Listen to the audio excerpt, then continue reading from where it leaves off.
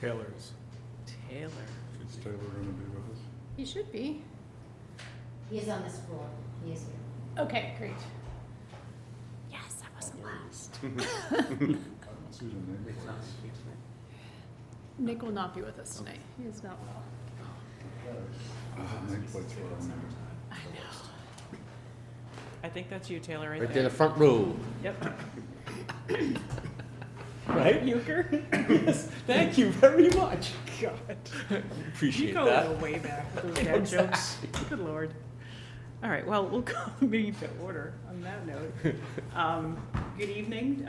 Today is the July 29th Select Board meeting. We're going to start tonight with a joint meeting with the Planning Board, move to executive session, and then go into our general business. So, thank you, Planning Board folks, for being here. I think, Beth, we are going to turn it over to the Planning Board to give us some updates. I don't know that we have any other framing that you want to do. Yeah, no, Go so as you all know, we're in the midst of an update to our housing production plan.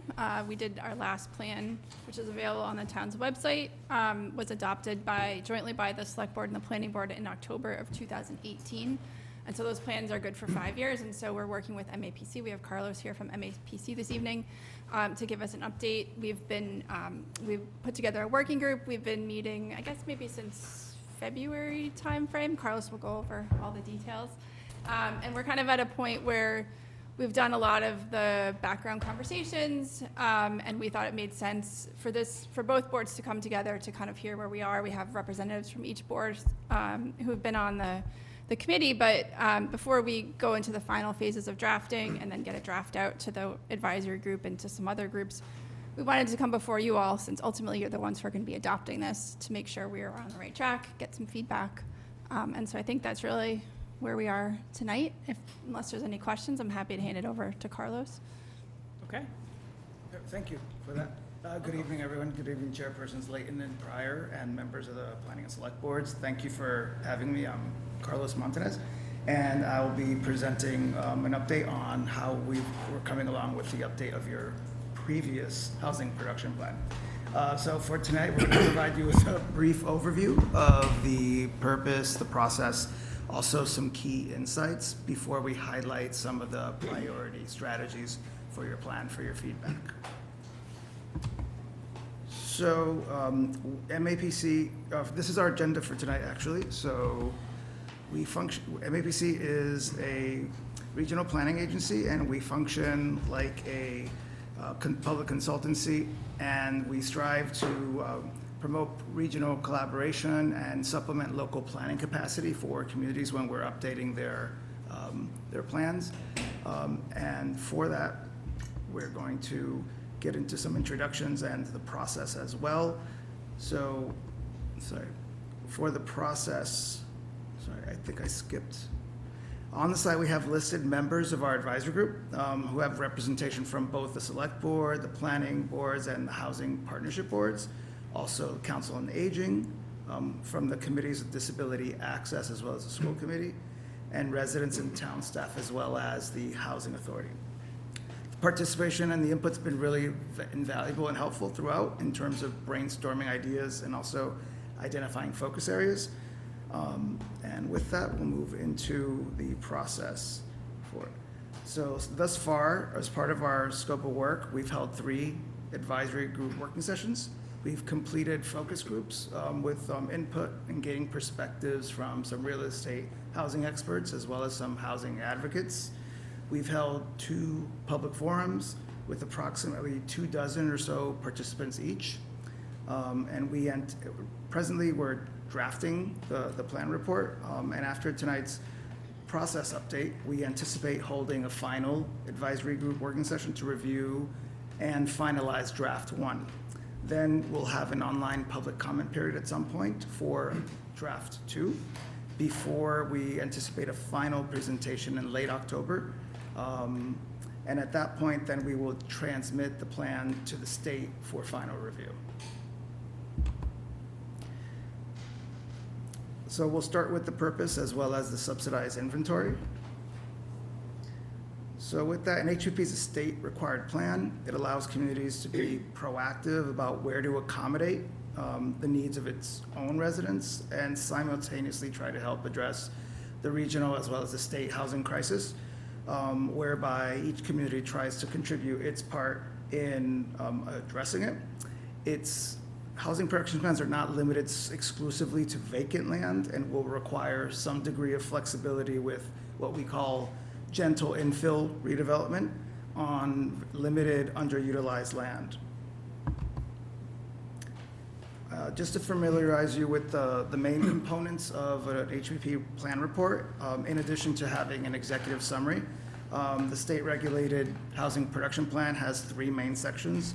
The first is the community needs assessment that looks at standard housing demographics in order to assess the need of different community members. The second one, it focuses on regulatory constraints, physical constraints, as well as opportunity areas. And the third main section focuses on housing goals and recommended strategies for achieving them.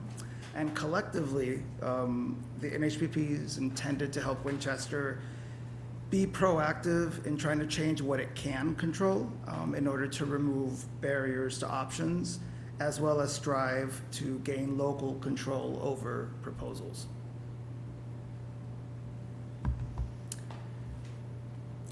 Each community is required to meet a minimum of 10% of the total year-round census housing units to be income and deed restricted affordable. According to the most recent reports, Winchester's officially has 248 subsidized units on its inventory, and according to the state, it's at 3% of the minimum 10% requirement. So in order for communities to gain local control over multifamily proposals, the town would need to produce 40 to 81 annual units. So according to more recent town information, there are 147 units that are missing from your official inventory, which would, if they're counted, which would bring your SHI to 4.9%. And also, it's worth mentioning, meeting the minimum 10% may not actually meet all the needs, the full needs of all cost burden residents. You say missing units, you mean these are units that exist and they're not being counted for some reason? So there are units that potentially could qualify, but presently, the State Executive Office of Housing and Livable Communities, they have requirements for what and when it gets counted, so they don't qualify as of yet.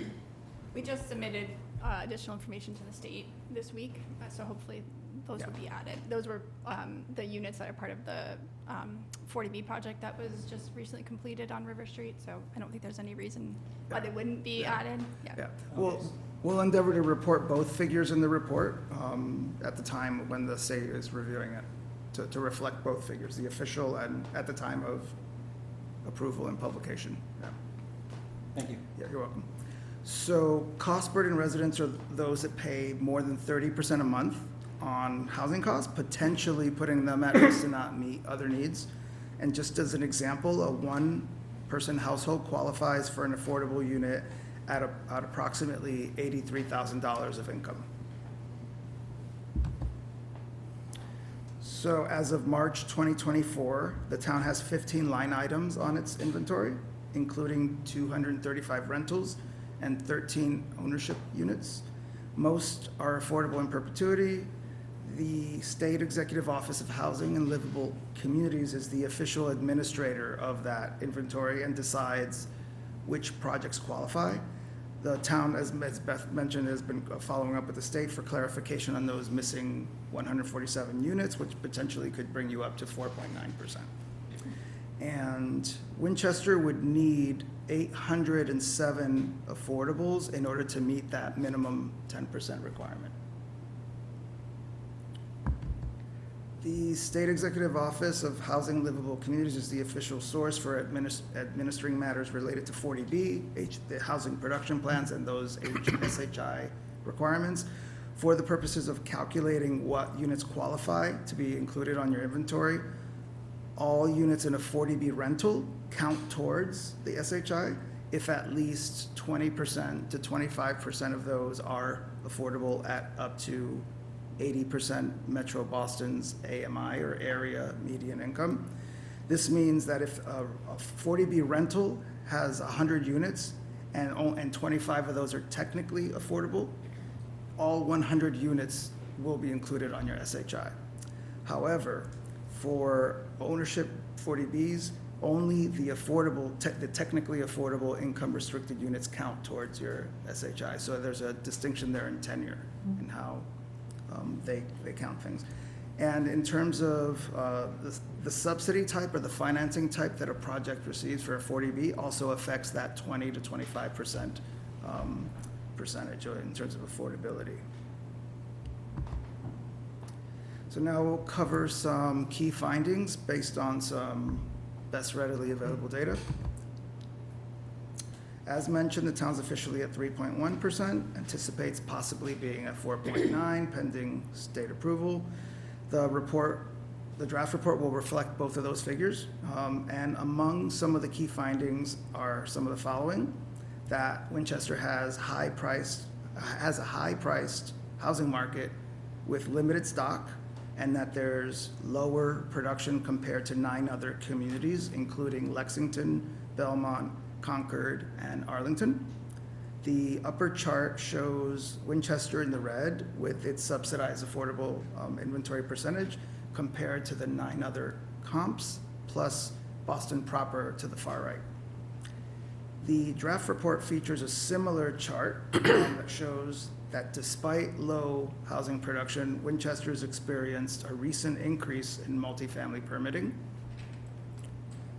Of the 2 most insightful key findings are that 24% of Winchester households are low income, so Winchester isn't universally affluent, and it meaning that they earn less than 81% of Metro Boston's median income, and therefore could qualify for affordable housing at or below $118,000, well, $118,450. And for context, the median Winchester household income is approximately $208,000.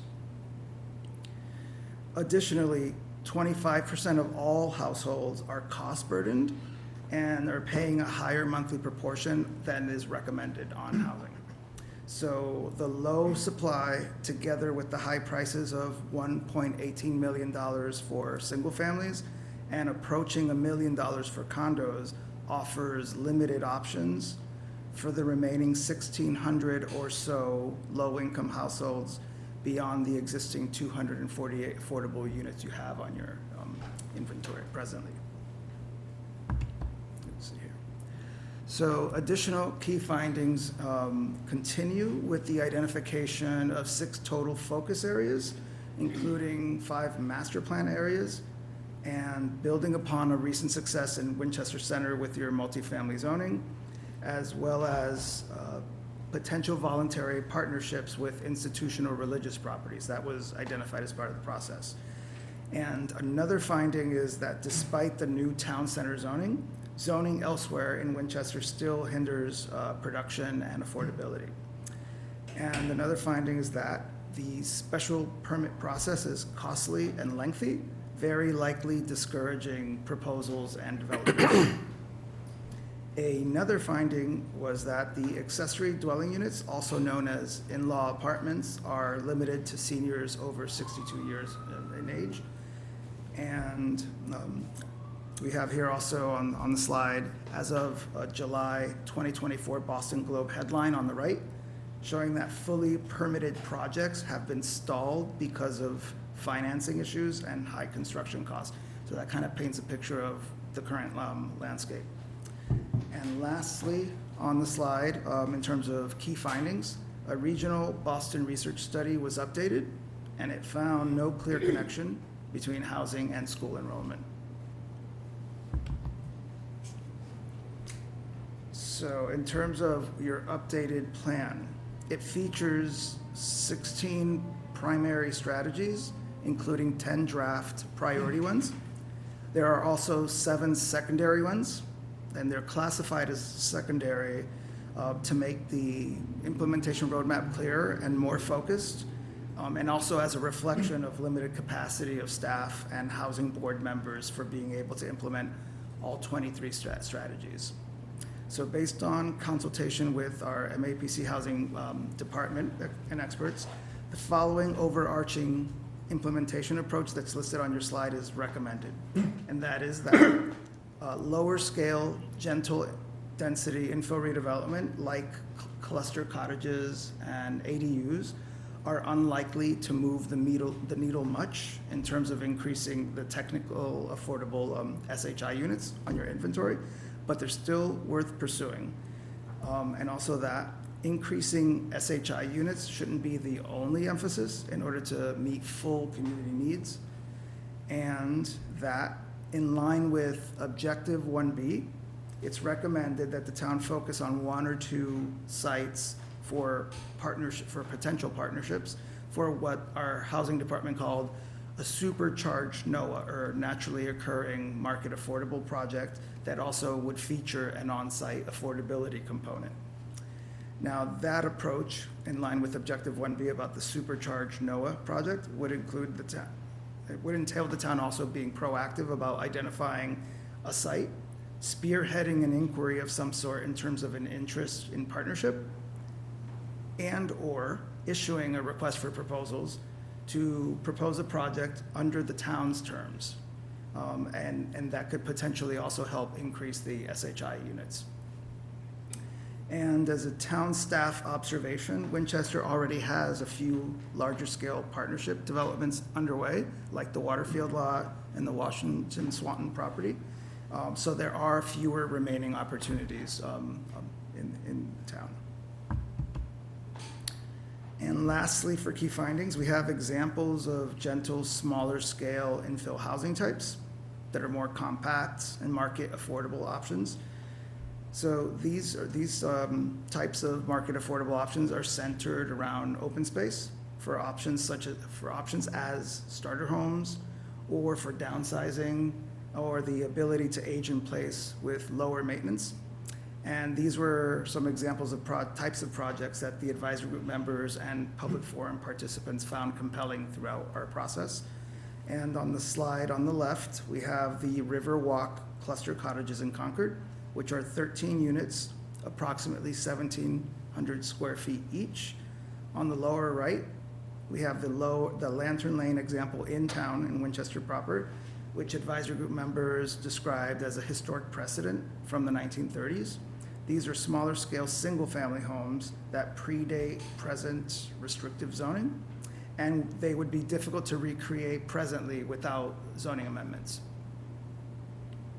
And based on MAPC research, the 6 Lantern Lane units are on average quarter-acre lots and are approximately 1,300 square foot units. Now, briefly, we'll highlight some items that have been implemented under the previous plan. So in terms of recent successes, of the 12 prior recommendations, there are some overlapping themes regarding the need for increasing implementation capacity through staffing and a dedicated implementation committee. The 3 recent successes included committing suitable public land for housing through the town advancing the Waterfield Civico project as well as the Washington Swanton projects at 60 units each, creating a municipal affordable housing trust back in 2019 to help with implementation as well as goals. And another success involved engaging and partnering with housing developers, such as the 9 units at 87 Cross Street, which the ZBA permitted and is awaiting a building permit application submittal. Another promising implementation item includes the possible adoption of the Community Preservation Act, which was voted at Springtown meeting for the fall town ballot. The possible surcharge is intended as a potential funding source for community development projects that could also include supporting affordable housing. Let's see here. An additional and 4th success includes the funding of an assistant planner position to help with implementing HPP goals. The rest of the slide shows additional ongoing efforts with the orange circular arrow. Among these are some possible zoning amendments to curtail mansionization and to avoid teardowns, potentially extending inclusionary affordable zoning, and expanding accessory dwelling units or in-law apartments so that they can reach people under 62 years of age. Now we'll highlight changes to the goals and strategies from the previous plan. In terms of organizing housing ideas and recommendations, the plan frames the more specific recommendations and actions that are represented in the strategies separately from the mid-tier objectives, which are specific and more quantifiable annual targets. The objectives are helpful for measuring progress in terms of those annual approvals, and also to help the town measure progress towards creating conditions to achieve more local control over multifamily permitting, while the broader goals are more aspirational statements that frame both those objectives and the detailed strategies. The original plan had 24 various strategies, and they were grouped into 4 category types: programming strategies, regulatory, resources, and community engagement strategies. The updated strategies now feature the following changes. We added a 5th goal and updated the 2 objectives. We simplified the previous 24 strategies by consolidating some similar ones and adding a few new ones. And then we reorganized them into 16 primary, including 10 priority ones, and then we separated the 7 secondary strategies. The primary strategies focus on the near-term and midterm impact based on a reflection of current, more limited implementation capacity and resources, while the secondary strategies are still important, but we list them separately in recognition that there is limited capacity to do them all at once. And in the report, you can anticipate seeing an implementation table, and we'll have more details and emphasize the priority strategies for you. And the prioritization is based on a combination of community input as well as expertise from the MAPC Housing Department in order to ensure that you have the most impactful strategies that are implemented so you can achieve local control and also address community needs. And that additional 5th goal was to highlight the need for simplifying an unclear and lengthy permitting process that ultimately can add to housing costs. With this background, the updated HPP has 2 primary objectives. Most of the changes to the objectives were minor modifications with some clarification language. The objectives highlight a combined approach of working both on increasing those deed-restricted, lower income affordable units, together with allowing more modest-scale market affordable, naturally occurring affordable housing, or NOAH units, to meet the needs of moderate income households as well in town, who are the ones that are more likely to be cost burdened versus low income. Objective 1B in particular was carried forward from your previous plan and was discussed as a pragmatic way of achieving local control by creating more SHI units and as a way of achieving indefinite safe harbor local control versus a more piecemeal annual basis of lower production units. The drafting of the updated goals and strategies is underway, and in order to simplify, consolidate, and prioritize them for you, and to make future implementation efforts more focused, less overwhelming, and easier to assess at a glance. This slide shows the 10 priority strategies that form part of the 16 primary ones.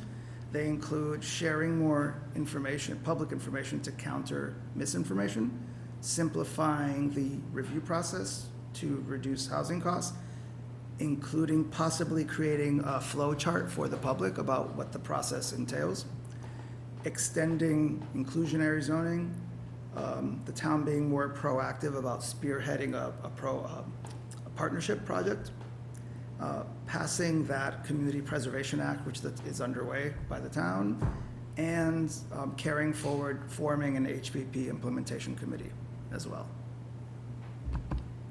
And lastly, we'll look at some focus areas for potential housing. They were updated. The state-regulated HPP for local communities requires, in addition to that needs assessment and the strategies, that communities identify areas that are specific enough within your town to allow the tangible production of units.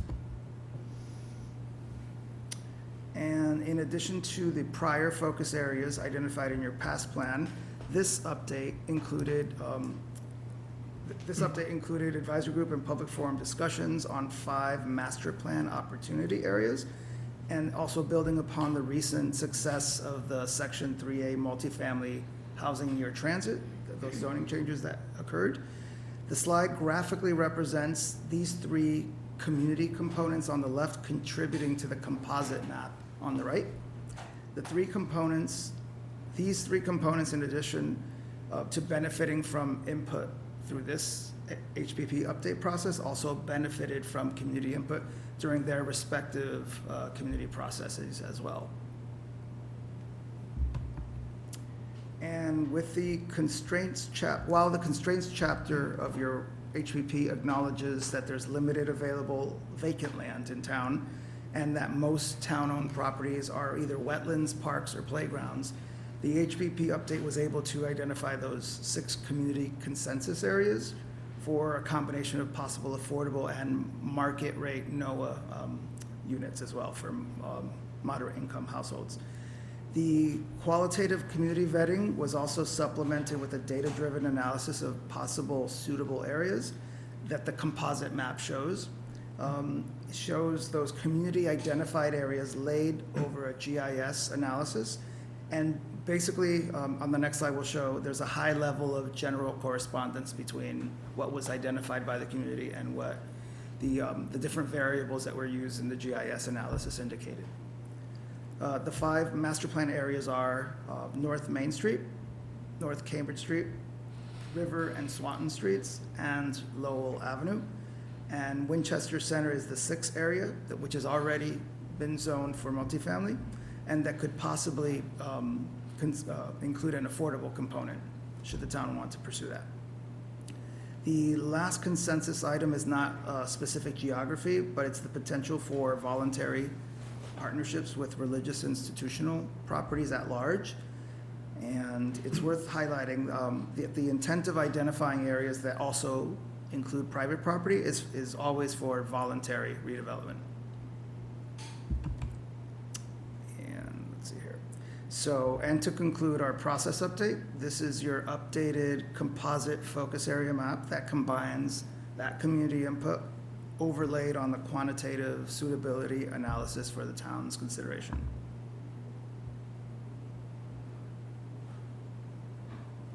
And that concludes our presentation. So thank you for your time and attention. Okay, thank you. Thank you. Maybe I'll open up to my colleagues if we have questions. I might have one or two, but John, would you like to start? I was just talking with Carlos before the meeting. It's affordable housing is such a densely developed areas. Winchester, you have a few home runs. It's like River Street or Cambridge Street or the Pacific Coast development. You'd like to be able to fulfill that goal. It's just with the constraints. I'm not looking. I was on this committee with Mike and others, and it was very good work by Carlos. Thank you very much. I don't really have a question there, and maybe Taylor, this is you could weigh in on this. How do other communities approach this that is as densely developed as we are? Is it just a simple incremental approach, and then every once in a while you'll have a 50-unit development, and you sort of satisfy it that way? Or I don't think there's any magic to this, and just looking for your thoughts. Well, there are several different ways of doing it. You know, in talking with the community so far, if the speediest way for us to reach our goal is large development, right? But that's also the most jarring and likely isn't the best process. There are there are many other communities that share a similar situation that we are. We aren't the only ones Yep. who are in this situation. But if we want to kind of start crawling out of it, it is going to be a mixture of a lot of different options. I don't think that one is better than the other. But I think a part of this process, and Carlos, correct me if I'm wrong, in this, are we going to see more specific precedents from other communities? Or are we just going to have a more specific, this is what works best for Winchester? A combination of both. So the report will be a little lengthy with some examples of case studies and from other communities in the recommendations section as well, to give you examples of that.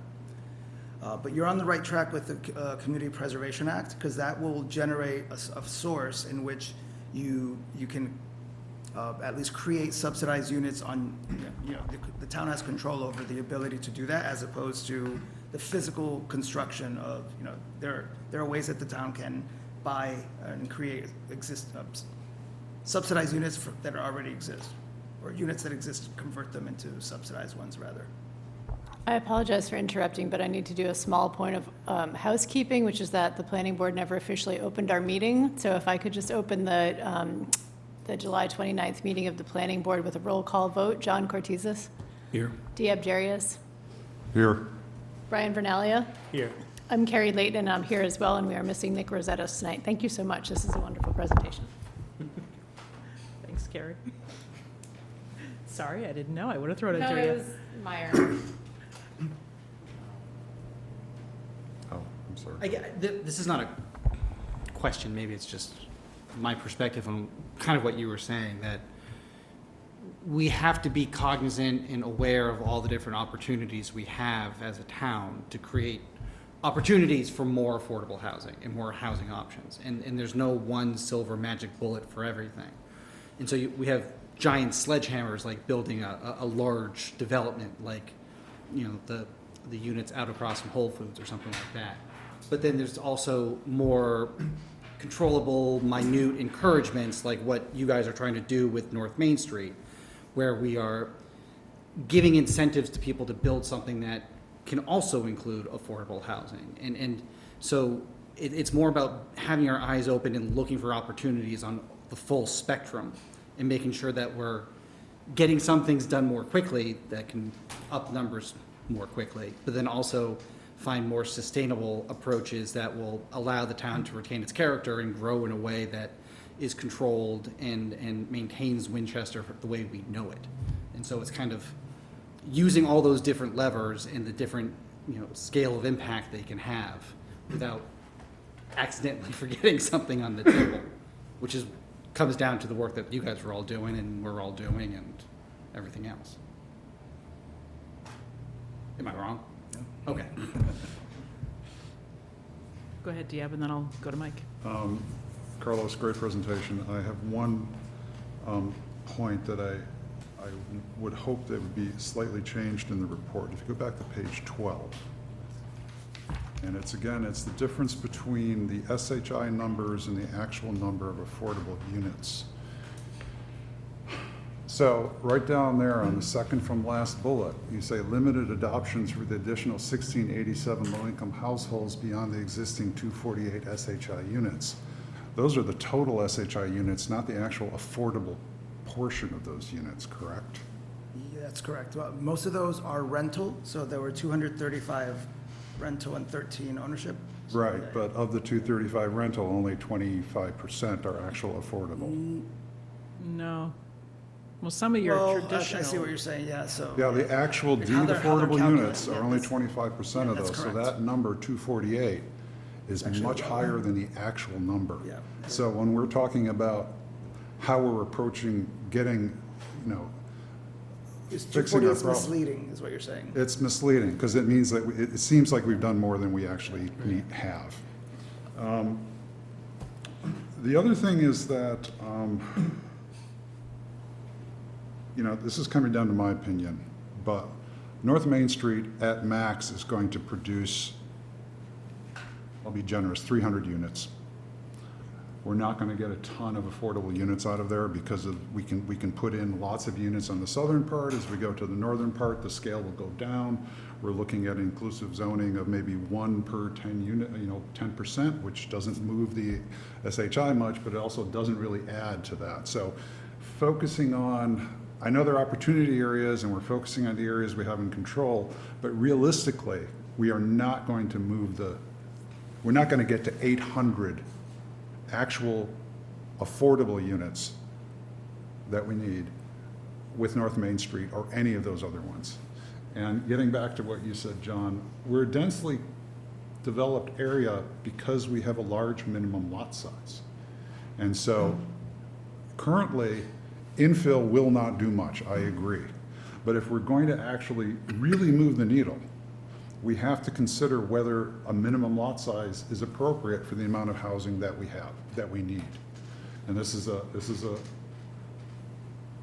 controversial thing to bring up, but I mean, realistically, we have to look at realistic options in how we move this. And I mean, not realistic in the sense that it's just like, if the options we provide aren't really going to do it, then they're useless. And so we have to really look outside the box, because I don't see, as great of a plan this looks like, I really don't see it moving the needle much. Because I really don't see that within the constraints of our existing zoning and the existing land that's available, bring in all the religious properties, whatever we can do there, we just don't have enough of that type of land to create the change we need. So that's I want to come back to that zoning question in a second, because I think that's certainly in your court, right, to draft that zoning. I want to give Mike a chance to comment as well. Thanks, Michelle, and thanks, Carlos, and Planning Board for being here as well. I think this is excellent. It's been a great process.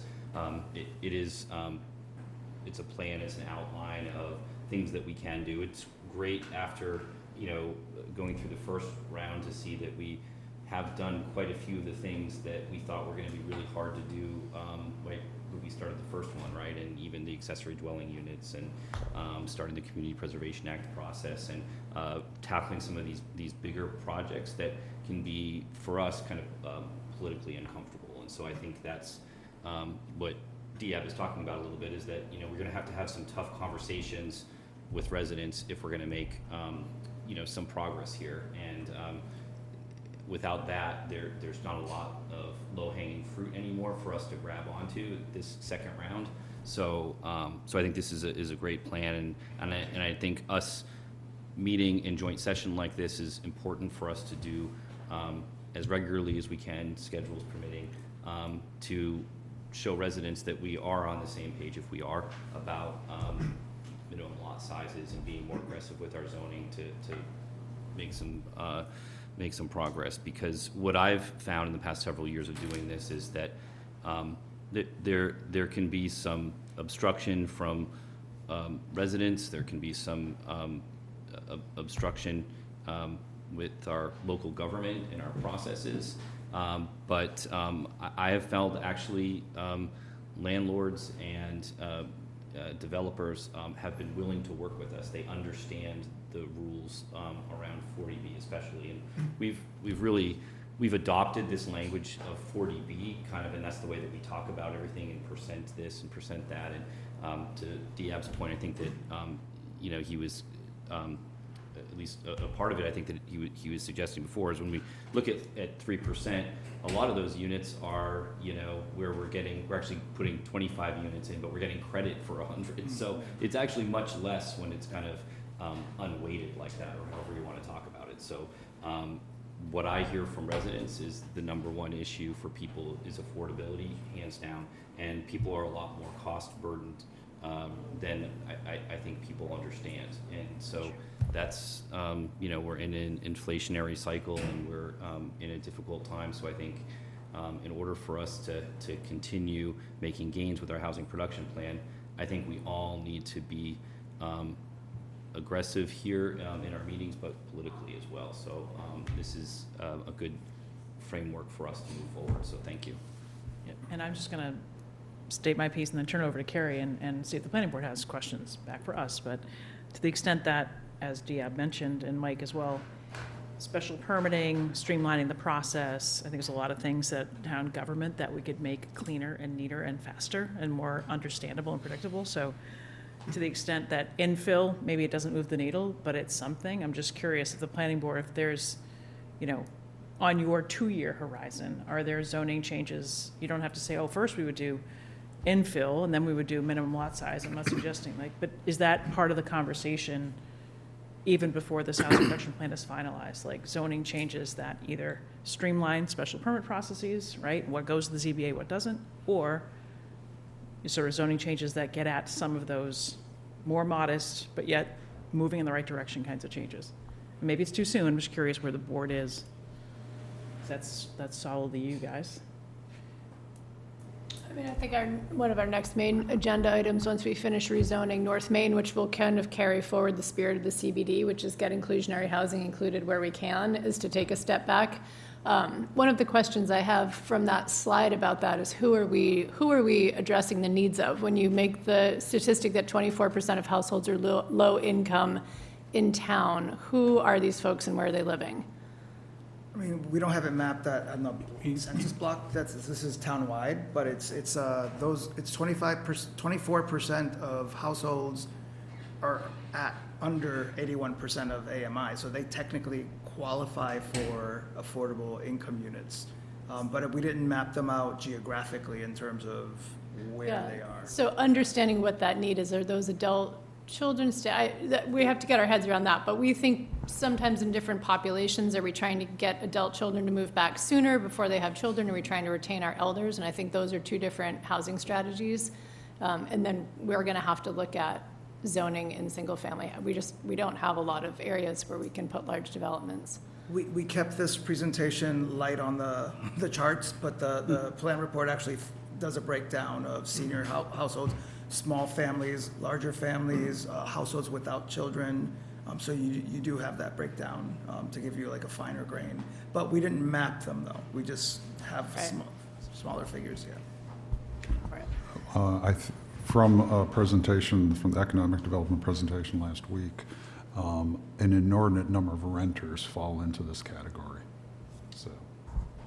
So that brings our focus to making sure we have enough rental units, or it makes sure that we have stepped housing where they can move into, it just helps us organize what we're looking for. Are we making, an opportunity for folks with those moderate size homes? Do we have a management system where we could help partner with homeowners?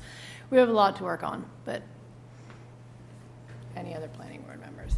Yeah, we have been talking about the permitting process, streamlining it, perhaps providing sort of a, what is it called? What does 40B, a single permit? No, what does 40B have? It's the name for the Comprehensive. Pardon? Comprehensive permit? Comprehensive, yeah, something like a comprehensive permit for people, for developers who are providing above and beyond the number of affordable units.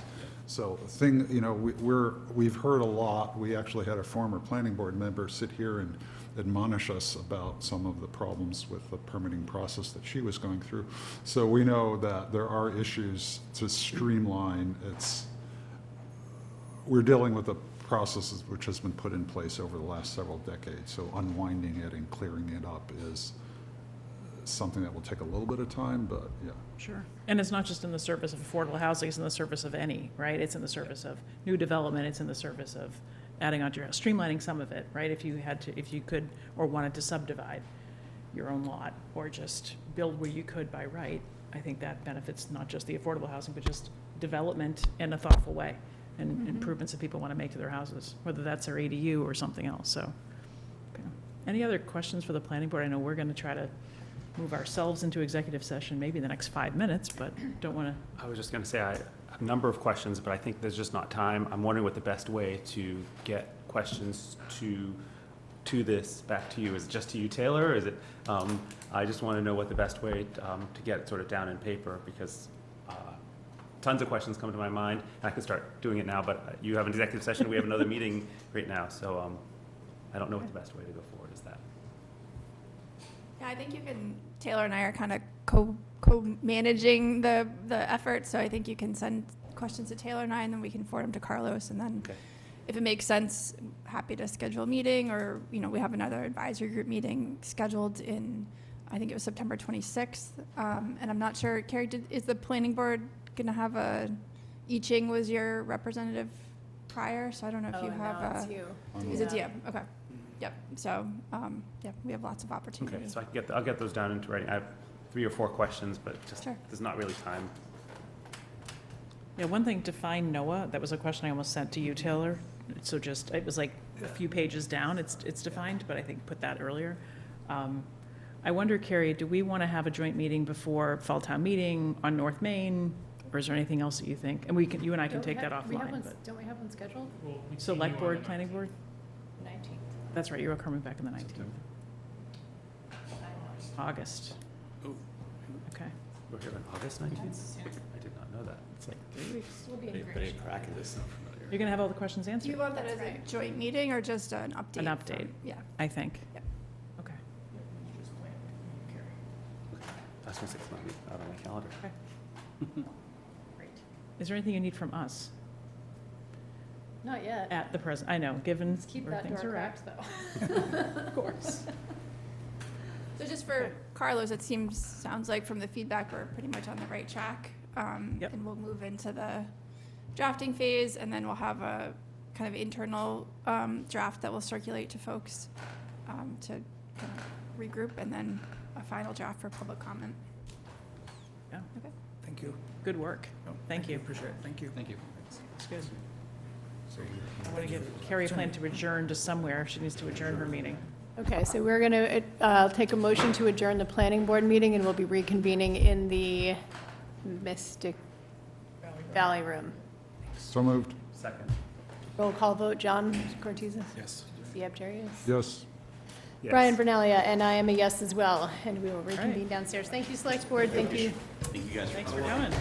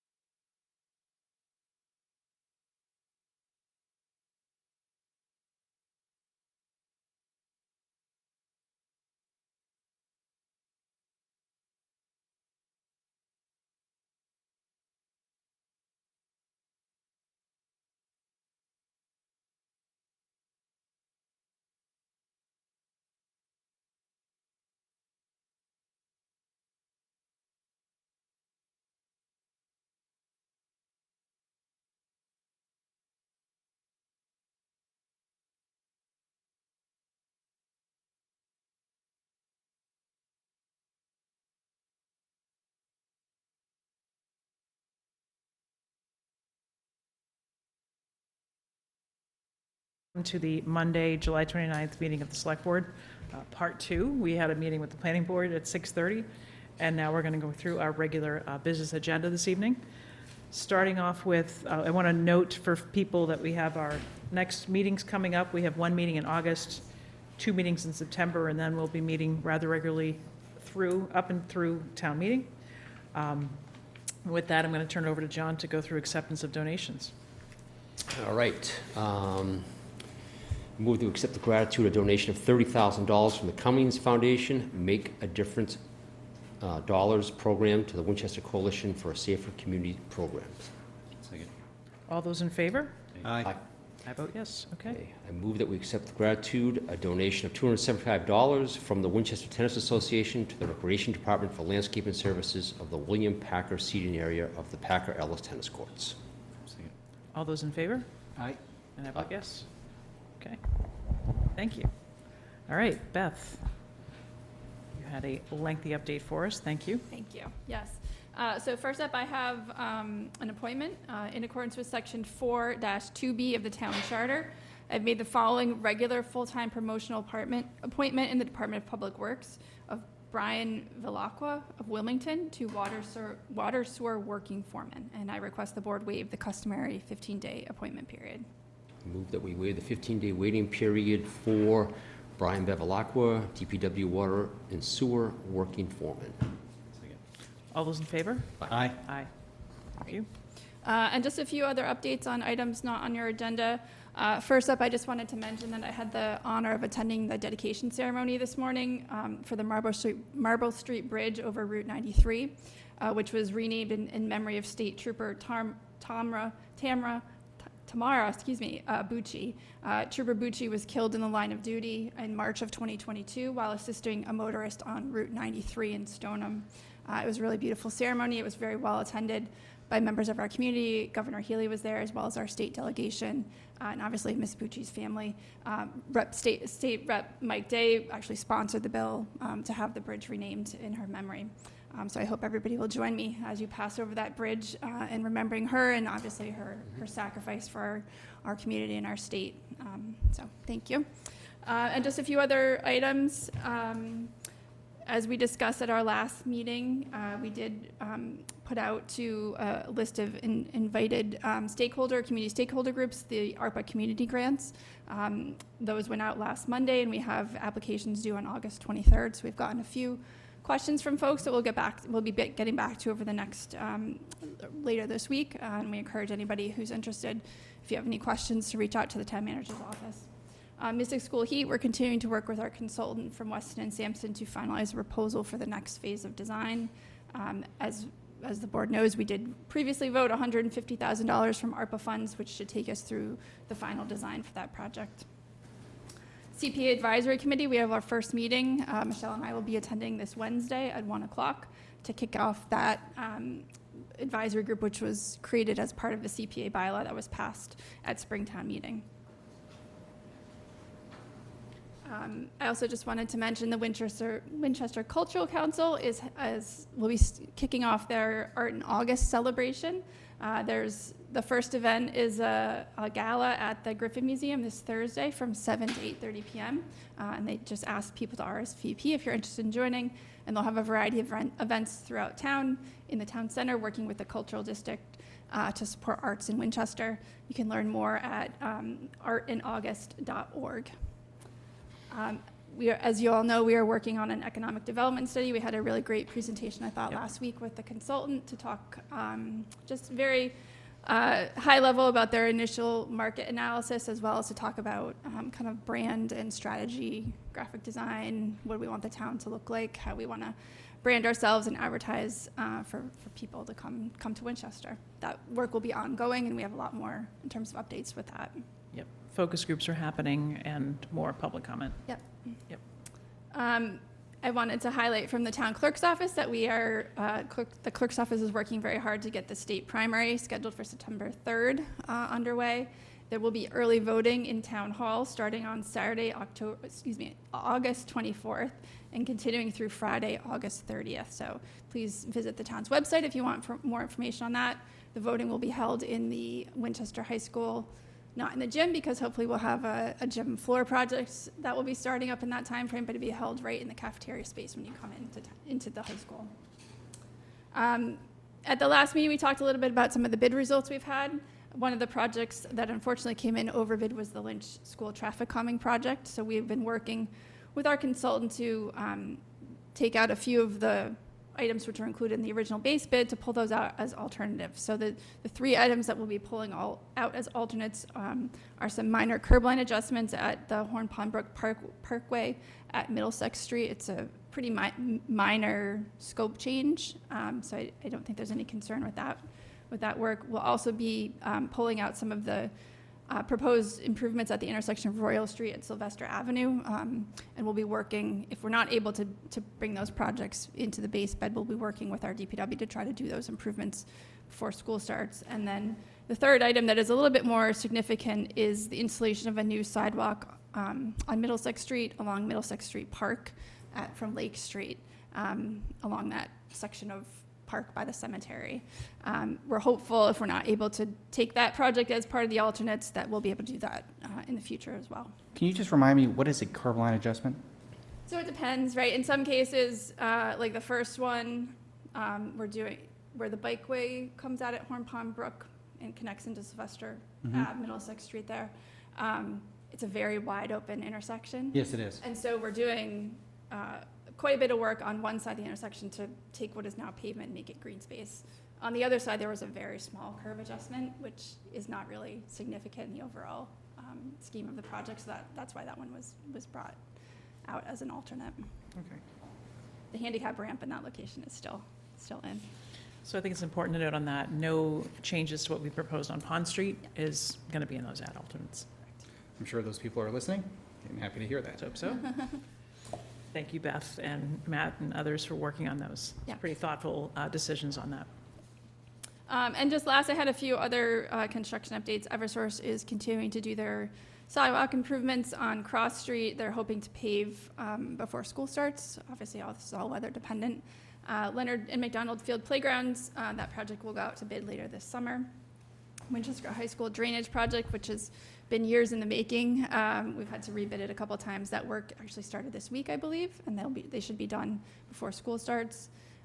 Library roof immediate repairs, that was a project funded through the capital cycle last year. Those bids were successfully opened, and that project will start in September. South Reservoir Dam restoration project, as well as the Morocco culvert. As I mentioned last meeting, those projects were bid, and we had successful bid openings, so they'll both be starting later this summer. And then the Winchester High School gym floor project, the bids for that project are scheduled to be open on August 6th. Happy to take any questions. Beth, when do you think the engineering work will be done with Mystic, so then we can evaluate the scope of the bid package we want to put out there? So I would say 6 to 8 weeks from the time that we give them the notice to proceed. So it's probably going to be September, October timeframe before we have Instead of bid specs? Okay. final plans. Yep. Did we give them the notice to proceed, though, after our last meeting? So we requested a proposal, which they have been working to develop, and I had an email last Thursday as I was writing this, that they were getting ready to send it to us. We haven't seen it yet, Okay. but we'll review that, and then we'll get So them the clock contract. hasn't yet started. The clock has not yet started, correct. Okay. Yep.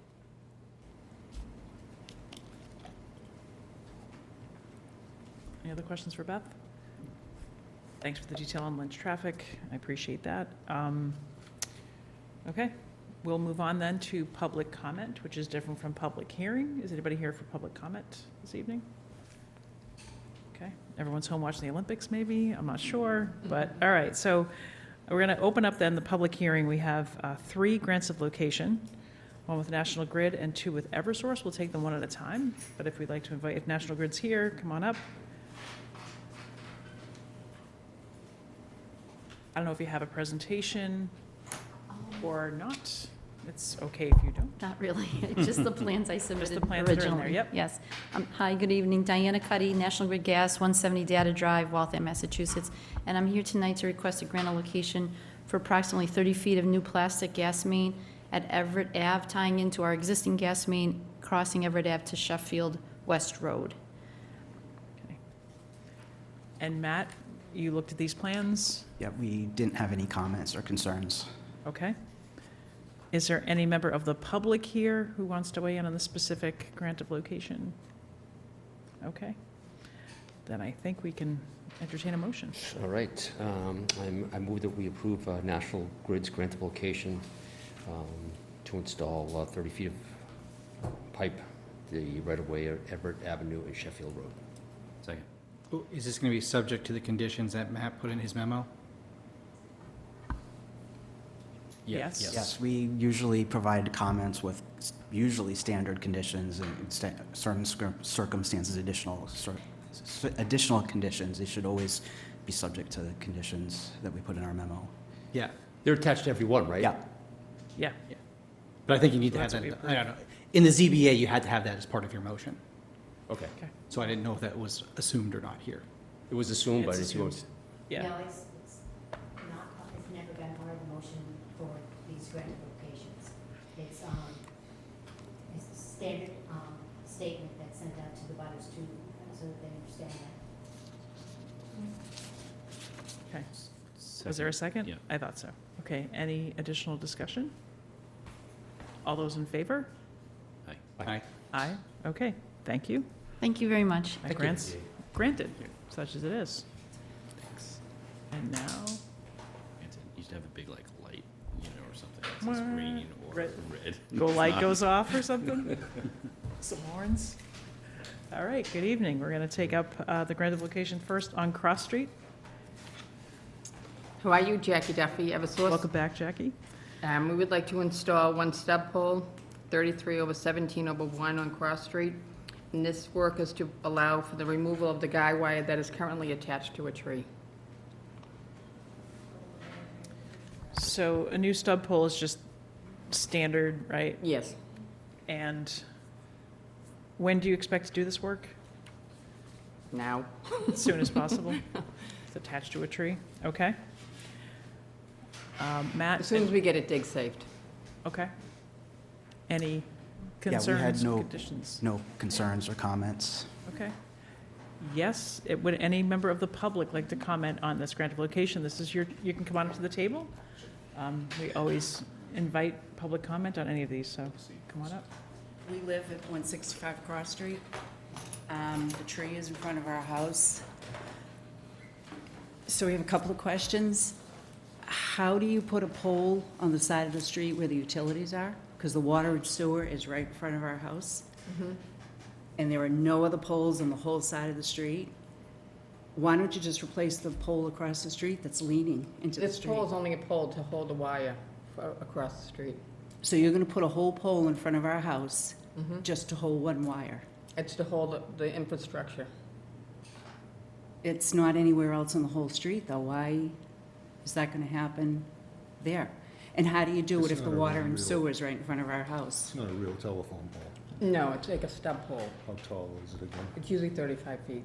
Okay. What's its diameter? Just, It's pretty big, but it's not as big as the other ones. is it metal? Yes. No, because I have, I'm Nick Apostolus, by the way. I think I got an email from you, maybe.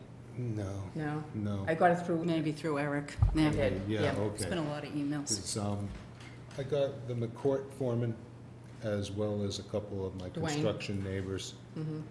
I don't know if it was Dwayne, a very accent. Well, no, the guy I talked to last week was probably Guy I Dwayne. talked to, yeah.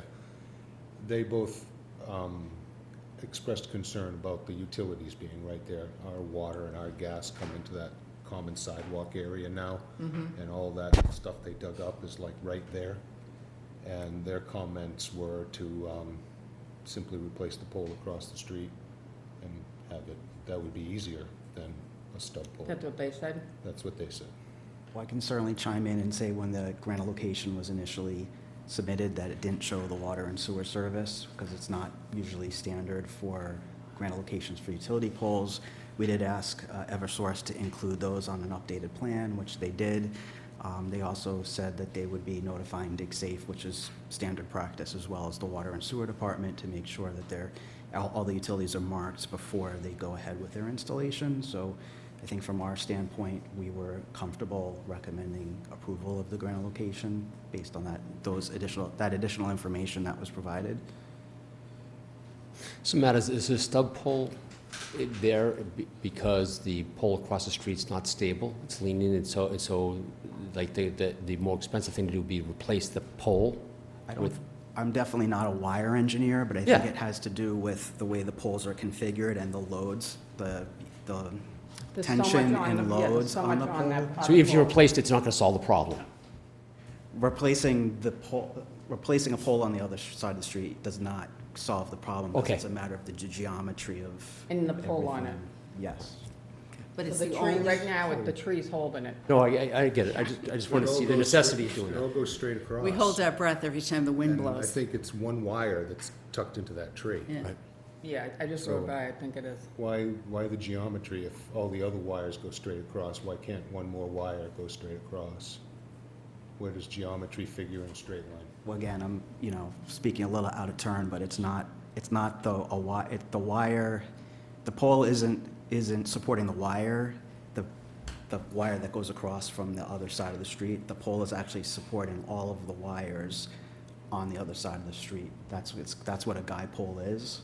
So if you have your wire, and it depends on the geometry, because if the wires are at a different special angle, it could create, a tension on it. So usually what they do is they would put a guy pole to secure it, and usually, depending upon the geometry, it might be on the same side of the street, but it sounds like, particularly based on the existing guy pole being across the street, there's probably a reason why they need to do it that way.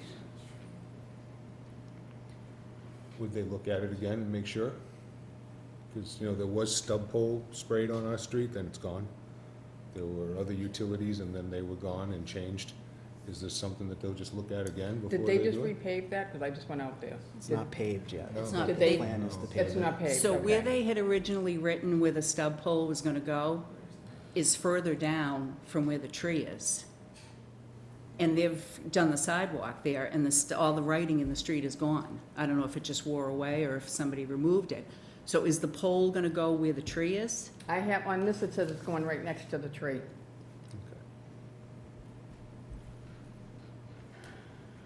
And what the guide wire, it holds all the infrastructure that's across the street. Oh, no, I know, I've lived there for 30 years, I've Right. watched I it, like I we've said, seen every that. time the wind blows, I hold my breath, because Right. one's gonna go this way, the other one's gonna go that way. Exactly. But what I don't understand is down that whole entire street, that doesn't need to be done, just this one, you're gonna have one pole on This this. is the only one we're working on right now, that's all I can tell you. Okay. When, you don't know when DigSafe is gonna come out, do you? They did, when I go back and say it was approved, they dig safe it, and they have to give them, I think, 48 hours. 72 hours. Yeah, 72, Yep. excuse me, and then they can go out and do it. We can notify you, I mean. Yeah, I'd like to Sure, absolutely. get all the pets out of the house, I don't know. Yeah, I'm just not clear what wire is in that tree, There is a wire, I was just out there and I could see and it, it goes from the tree across from the the tree street. across. All right, Mhm. but that You can see it, wire- it's like a silver Yeah, wire. that wire needs to be supported by something on this side of the street. Exactly. Okay. No way that it'd be supported on the other side of No. the street, because what does that do, pull the pole over? Yeah, so we need to hold like a tension. On that, okay. No, that answers my questions. I needed to. Sure. Wow, I'm Sure, not satisfied, even an yeah. engineer and I'm I pretty good need- today. I needed to just understand what they want to do. you That's know. why Yeah, we have it's these hearings, Yeah. and thank you Right. for being here. So the tree is still being removed, correct? When you say the Yes. pole's going next to the tree? Mhm. I don't know. Yes. I'm okay with that. I mean, that's all they what they can gotta do to not have a pole fall over. That's, it seems to me. Yeah, but if you could just let us know when DigSafe's coming out. Yes, that'd Sure. be- Around.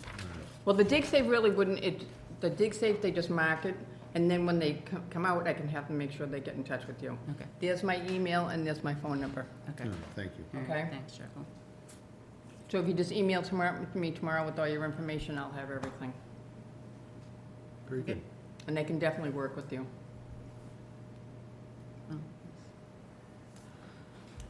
No, it's I just guess that I just guess. wanted to be sure that you needed to put a pole there and not do something across the street. No, we have to put it over there. Okay. Well, I'm gonna believe you, because I don't know any better. So, that was my question. Well, thank you. All right, very good, you're welcome. You made Thank my you, day. everyone. Thank you for coming in. Thank you. It's been a long year and a half. It'll be welcomed and I will tell you. Yeah. I have a question based Yeah, upon something you of just said. course. I'm looking at the Google Street View for where this is going to happen, and you just said that the tree that's currently there has to be brought down? They're It gonna take doesn't it down. have to be brought down, but there was a request by a resident to have it brought down. And in order to bring it down, it Yeah, requires take the a look at it, half the roots are out, it's bent way over. Right.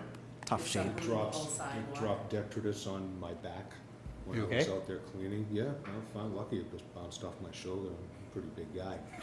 But, Happy to hear it's that. dangerous, you A know. lot of the tree is dead, yeah. Yeah, a lot of the top limbs are dead. So are we gonna be able to replace that tree there as well? Yeah, that's my question. If- I would have to leave that up to the DPW director and tree warden to determine if they, and the resident, if they want a tree to go back.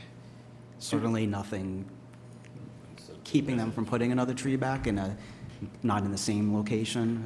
It depends on utilities and whatnot, but I don't think there's anything by adding the pole that would preclude putting a street tree back.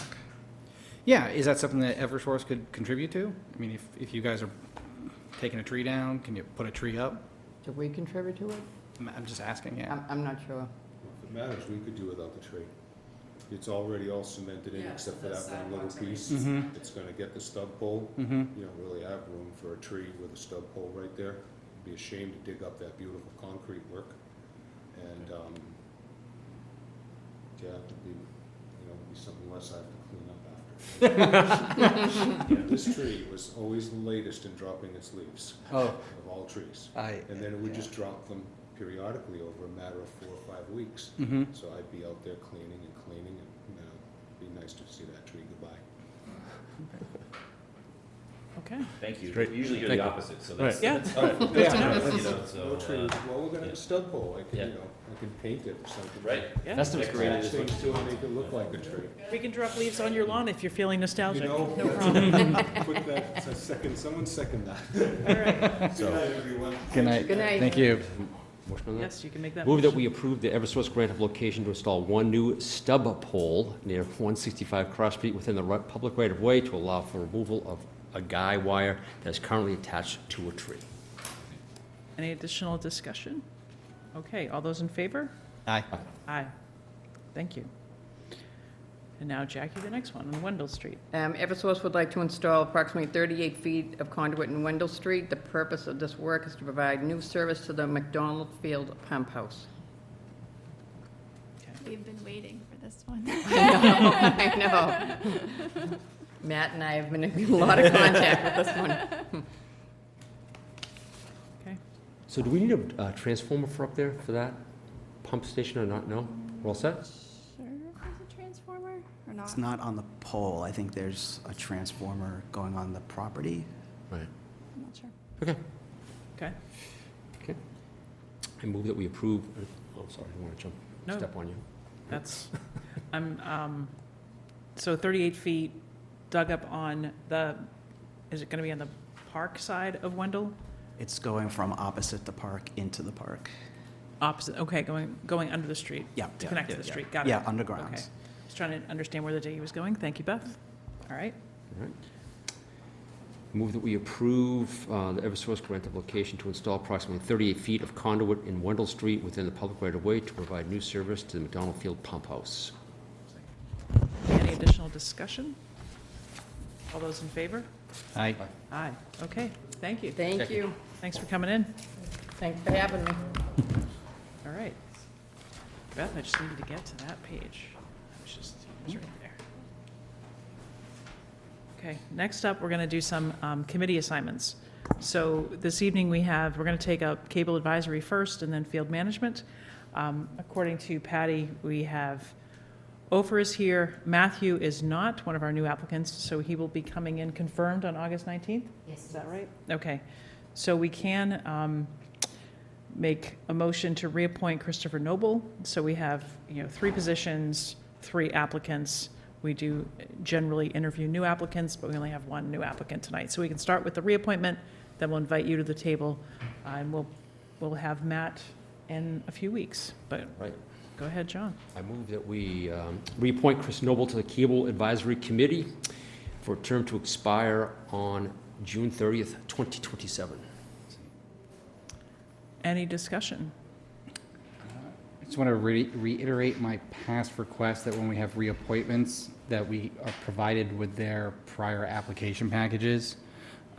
Patty did ask Mr. Noble to provide something, and he did provide a resume through LinkedIn. So I'm going to base my judgment off of that. It does seem to be a good bit of experience. Okay.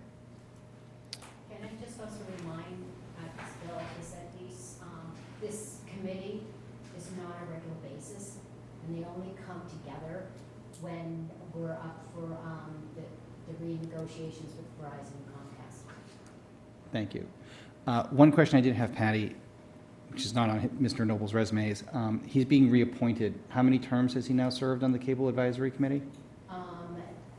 According to what I could find, I think this is his third term. This will be his third. Thank you. Okay. Any additional discussion? We have a motion, we have a second, right? I think Mike seconded it. All those in favor? Aye. And I vote yes. Thank you. And now, Ofer. Welcome. If you could name where you live and maybe a little bit about yourself, your interest in being on this committee. Introduce yourself to us, please. I'm Ofer Gnizzi. I live in 40 Hutchinson Road in town, in Winchester. I'm applying to join the Cable Advisory. I have over 40 years experience in business, 30 of them as Chief Executive Officer of public companies, 15 years in telecom. And I think I can provide some of my expertise to the committee. Great. And sounds like Ms. Stevens was actively recruiting people to get on this committee. So Exactly. So thank you for applying. Anybody have any questions for Ofer? And thanks for your patience this evening as well. Any questions? No, well, No, thank you for applying. Yep. Great application. Yeah, Way qualified. more than any of us, probably. Exactly. Yes. Was there something about the Cable Advisory Committee that particularly grabbed your interest? I have expertise in telecom, so cable is close to my expertise. Have you ever dealt with Comcast or Verizon before because of that? Yes. I was providing international communication services, and they were my customers. Okay. That sounds helpful. Yeah, good. Any other questions? All All right. right, I move that we appoint Ofer Gnizzi to the Cable Advisory Committee for a term to expire on June 30th, 2026. All those in favor? Aye. Aye. All right, motion passes, and we'll take up Mr. Waterhouse next time. Thank you very much for coming. applying. Appreciate it. Thanks for your Thank you. patience. Congratulations. All right, and next is the Field Management Committee. We have 3 reappointments, all with the same expiration dates. And we will take them one at a time. Come on, triple header. All right, so here we go. Let's get their names right into the record. All right, Come on yes, now. we are. I move that we approve, that we appoint Michael Bouvet to the Field Management Committee for a term to expire on July 1st, 2027. Any discussion? Just to reiterate, Patty gave me Mr. Bouvet? I went Michael's. Bouvet, but yeah. Mike's application from 2019, which not only lays out his resume and experience with a lot of different athletic endeavors, but also why he has such a commitment to our town. So thank you, Patty, for digging that up. And he's now completed 2 terms, is that correct? So this would be his third? No. So, he's only been on for 1 term because he tried once with Pat Gill, and so, this is, I think, his first full complete. So he's applying for his 2nd term? Yes. Okay. Yeah, to Bill's point, maybe that's helpful for us with some of these reappointments, especially just have in parentheses, how, first term, second term, third, because, we do have our policy of, after 3 I think it's 3 consecutive terms that You take a term off, you yeah. take a term off. Yeah. So I appreciate that. Yeah, I have a question about that with our next applicant. Okay. So, Okay. Any other questions on Mr. Beauvais? All right. All those in favor? aye. Aye. Aye. Okay. Next up, Michael Crean. So, well, do we have to make a motion, or can Bill ask? Yeah, so this is what Mike just hinted at. Again, Patty, thank you for finding Mr. Crean's prior application. I believe it says on his resume that he has been on the Fields Committee, yes, the Town of Winchester Fields Committee / planning member since 2014 to the present. And if that's a 2-year position, No, it's a 3-year. it's a 3-year position, There's no, in the charter, it doesn't, say, how many, just like the cultural council, they can only, participate, 2 terms. And there's something in the charter that say how many terms, that they can do. Yep. I know that he's heavily involved also in the program itself. Does he, Yes. Oh, yeah. I have nothing but good things to say about Mr. Crean. This has to do more with policy and procedure, and Select Board Policy Number 1 says that a member who has served consecutively for 3 full terms shall not be reappointed to the same committee until after a lapse of at least 1 year, provided that the board may vote to waive this requirement where no other qualified candidate is available. So if he has served 3 consecutive terms, I believe we need to have a motion that says no one else, that we are waiving that requirement before we reappoint him. so how? Feel free to make that motion. Let's take a minute to do this, because all 3 positions were technically advertised. Yep. For the terms, the amount of time that it was supposed to be, and there were no other applicants. Mhm. Yeah. So is that a necessary motion to be made if there aren't any other applicants to be considered? Well, the policy says that the board may vote to waive this requirement, so I think we do need a vote to waive the requirement. And the fact that we posted this position for the necessary time period and we did not have a sufficient number of qualified candidates apply, I think that meets the second, the criteria that we have to meet in order to waive the requirement. But I think that has to be done through a motion, and I'm happy I'll to make make a that motion to motion. waive the 4th term requirement for Mr. Michael Crean, meaning that we waive the 1-year waiting period and reappoint him for a period, a term to expire on July 1st, 2027. Yeah, I have to break it into 2 pieces, let me know, but I sort of think That's one's one good. big Fine. motion. No, Okay, it's I'm good with important to that. do it's because, fair. a lot of times it's, kind of creates a chilling effect when people want to volunteer for something and they see people that have been there for a long time. And so that was the intention of this policy. So it's good that we kind of start following it a little bit more closely. Yeah, and Mr. Crean is very dedicated and very helpful, and yeah. he's the sort of person we want involved. Yeah, and I think that's why we created that kind of waiver as well, to say, like, we don't want to just automatically kick somebody off, that has been, really serving the town so well. And if there's nobody else that's stepping up, so. Right. Leaving a position unfilled. Yep. That seems like contrary to what we need to do. So is it sufficient that, the motion actually be that the board waive the 1-year waiting period for Michael Crean? All right, I'll make a motion that we waive the 1-year waiting period for Michael Crean. Second. All those in favor? Aye. Aye. Okay. I move that we appoint Michael Crean to the Field Management Committee for a term to expire on July 1st, 2027. All those in favor? Aye. Okay. Thank you. So we'll have to also do the same thing for Les. What Alex said. Everybody knows him as Les. Oh, I did not know that. Get your work cut out for you tonight. So I move. Sorry, I read the rules. No, I'm fine. I mean, I'm a rule follower. You're not.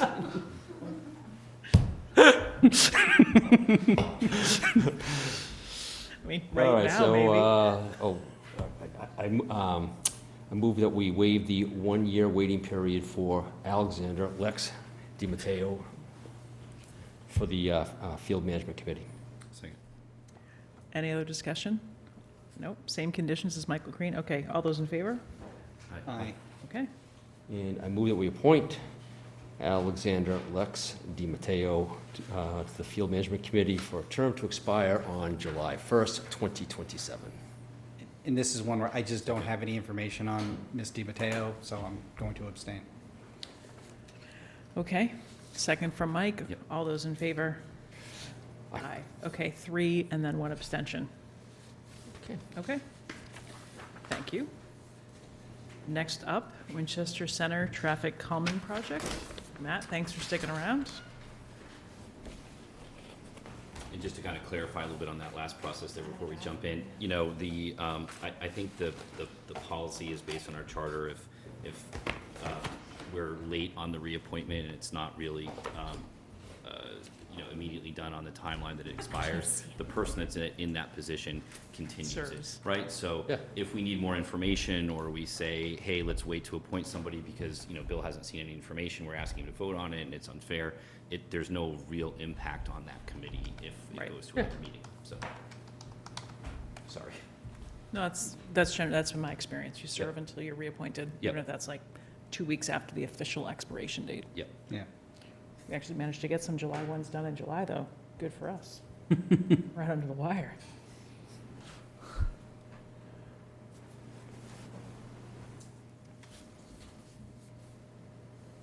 Want to give some background? Yes, on this? please, by all means. So back in 2021, we actually got some funding to look at some traffic calming improvements in the town center. I think we called it the Downtown Action Plan or something like that. Yeah.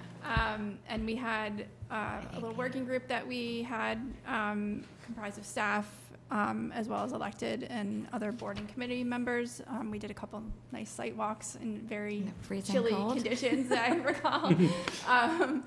And Tool put together kind of a very high-level concept plan. A copy of that report is on the town's website if anybody's interested.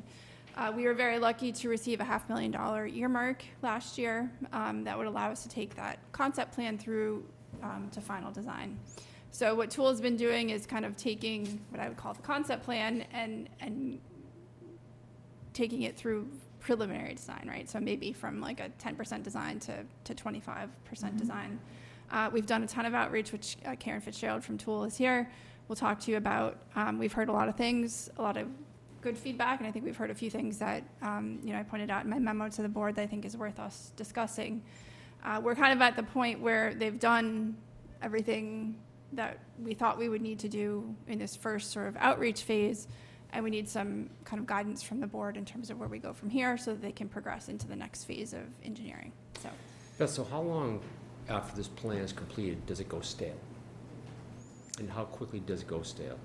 I don't think we don't have any construction funding, right? This is Right, that's what I'm obviously, saying. This I don't is- know. I see Jimmy and Roger back there, and I'm like, all right, you guys, you need $10 million? And Yeah. I know they already know the answer. I think, and I don't want to speak for Karen, I think there, in a lot of ways, this project can be phased, right? It's, we could do, like, the Rotary is one project, we do Main Street is one project, we can do the Waterfield intersection is another project. So we don't have to do it all at once, but even small pieces of it are not inexpensive, right? Right. And I'm Yeah. curious what you guys have to say, but I think a lot of this stuff it's based on infrastructure that's out there that we're not really going to be changing, Right. Yeah, bearing an unforeseen consequence. Yeah. So I think it's, I don't want to say like plan's good for 20 years, but Right, okay. yeah. I mean, the more you split up a project, we all know that it just costs more. Yeah, it's money. So I think we're not getting to bid packages on this, so that's where you would want to, if you let it sit, pick it up, kind of review. You would update it at the that point most to some degree. recent bid, whatever is happening in that world at that time, but So if you could, before we take any motions tonight, just to be clear, like, what are we trying to give you approval to do what Okay. exactly in that next phase? So- So that can be in there, but yeah, right. So steps. I'm just going to run quickly to get everyone, I think you all know this, but we do break it up into the Quill, Rotary, Main Street, and then the Waterfield Thompson Triangle. The Rotary and Main Street are connected at those intersections, so it's, we could draw a line there, but it is hard to completely separate them. And as Beth explained, we're really looking at safety, sidewalks, accessibility, correcting some of the paving issues that are out there, but also just making it a destination place, and thinking about the future of downtown in parking and that kind of thing. So what we're looking for from you tonight is kind of agreement on the overall concept where we're going with this. There are a couple sort of key points that we need to decide on, although tonight we're really looking at, yes, go forward with this concept of the cross-section, because that's going to really determine everything from there. So where the cross-section is. And then I'll show you a few things about the street tree decision. We've had an analysis done by Bartlett Tree, and talked to the street tree committee about that too. And then as we get closer to design, we're going to be talking about paving materials and those choices. But tonight we don't need to focus on that. Bicycle connectivity is another thing, and we've been working closely with Matt on how to connect up your network that's happening right now in Winchester. And this sort of southern end of the Main Street downtown is where that all happens. So I want to talk a little bit about that. These are the sort of activities that we've been involved with since around February. We met with the chamber, town voting, town boards and committees. All of these meetings have happened. Most recently was the online public forum. And that's where we heard from some folks online. Yeah. With the outreach, did you speak with the Disability Access Commission? I don't believe they were involved in the committee meeting. I think they were invited. I'm trying to Invited, remember but did not, who yeah. would have But that would attended. be someone we could reach out to. There's a little bit about that. We're following the new PROAG rules, and there's a lot of sort of access improvements that need to be done downtown, so. Yeah, there are. I'm sure. I think, Yeah. making sure the sidewalks are accessible and making sure there's Yeah. sufficient handicap parking as well Yeah. and everything else. The ramps are not up to speed, and, right, yeah. So we are definitely, that's like one of our major improvement areas Okay. that we're looking at. Could I ask you a question before we go too far? Yeah. Some folks have asked about, well, why wasn't Mount Vernon Street included in this, right? Right. But I think the same question could be is, why isn't Church Street included? So how did you end up, Right. not you personally, how did the group end up focusing on the Quill Rotary down to like the pond? And Beth, you can chime in here, but it was really like focused on downtown and looking at pedestrian safety, first of all. So when we did our tour, walking around, we noted, where it's really dangerous to cross a street, where the paving is a problem, ramps that are not up to speed, and that kind of thing. We didn't go beyond those legs of the rotary that you're talking about, a little bit into them just to improve it, but we didn't go beyond up Church Street or north on Main Street or Mount Vernon, for the reason that once you get past that intersection, it's a beautification, really, and not safety improvements. So this is focused on safety improvements. Safety, and then along with it, the opportunity to upgrade everything else. Right, because at one time we talked about on Thompson Street, making that almost into like an arcade kind of thing where and so now we're Yes. backing off from the, Did from back off this. from Okay, that. all right, Yeah, yeah, at 'cause that least wasn't clear to I me. mean, That's in the report, yeah. Yeah, I mean, that would be, certainly there's nothing that we're doing that would preclude some larger project. I think we felt like that was a higher hurdle to get through Right. in terms of a As community much as I would conversation. love to. And really this project is just taking the scope of that original study and progressing it, right? The kind of the basis and the scope and the priority areas were identified as part of that initial downtown action plan with the working group. And the folks that, the site walks we had saying like, this is an area that we see as a problem. And So would you use that, like Jim and Roger use for capital, when they focus on, health, safety, and so forth. And that, all right, that's just Yeah, a I mean, little different. I think that's it brings certainly what clarity we to it, that's all, you know. What we it did, gives- right. Yeah. Yeah, I mean, I mean, I think we've heard, I mean, I'll just say I've heard for years, right? It's not like this group came up with lots of new ideas, but the Rotary is an area that people feel unsafe crossing top of Mount Vernon Street, crossing the top of Main Street at the Rotary, people feel unsafe. Crossing at Starbucks, people feel unsafe. And then crossing at Waterfield, where there's really no good connection right now to be able to get across the street. Yeah, like different bookends. We should bring back a little police officer's house there. Used to be in the island. Yeah. For anybody who jumps the Wayback Machine. my dad built that, by the way. Oh, that's nice. Look like a photo mat. I have a picture of him. Going with John's comment, though. Yeah. So now I understand that, like, why you may be focused on these very specific areas and what you're trying to do. Are we at the point where we're looking at the impact on the areas around these proposed improvements, such as the impact they might have on traffic patterns on the neighborhoods around downtown? So I'm going to go through that a little bit because we are looking at that, but we aren't really affecting the traffic patterns or the parking. So, and I can explain this as we look at the plans, but retaining parking spaces, this is sort of like very summarized bullet list of things that we've heard from people. Parking, parking, parking.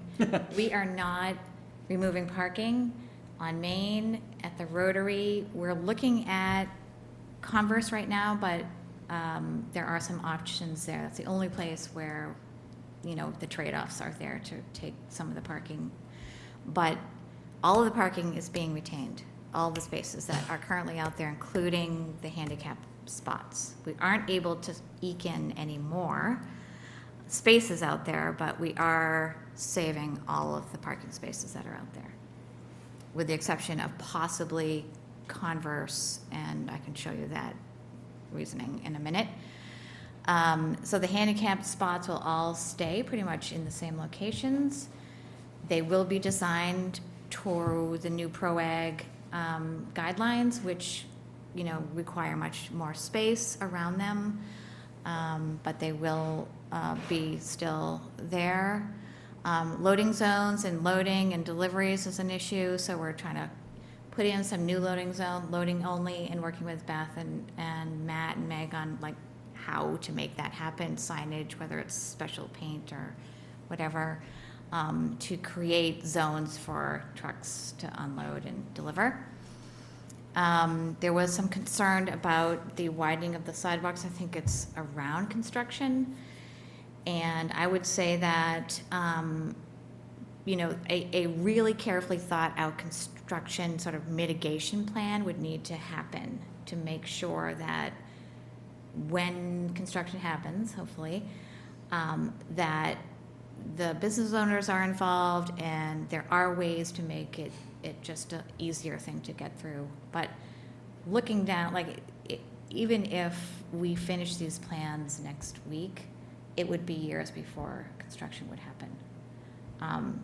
So there would be a little bit of respite between the MBTA construction and this.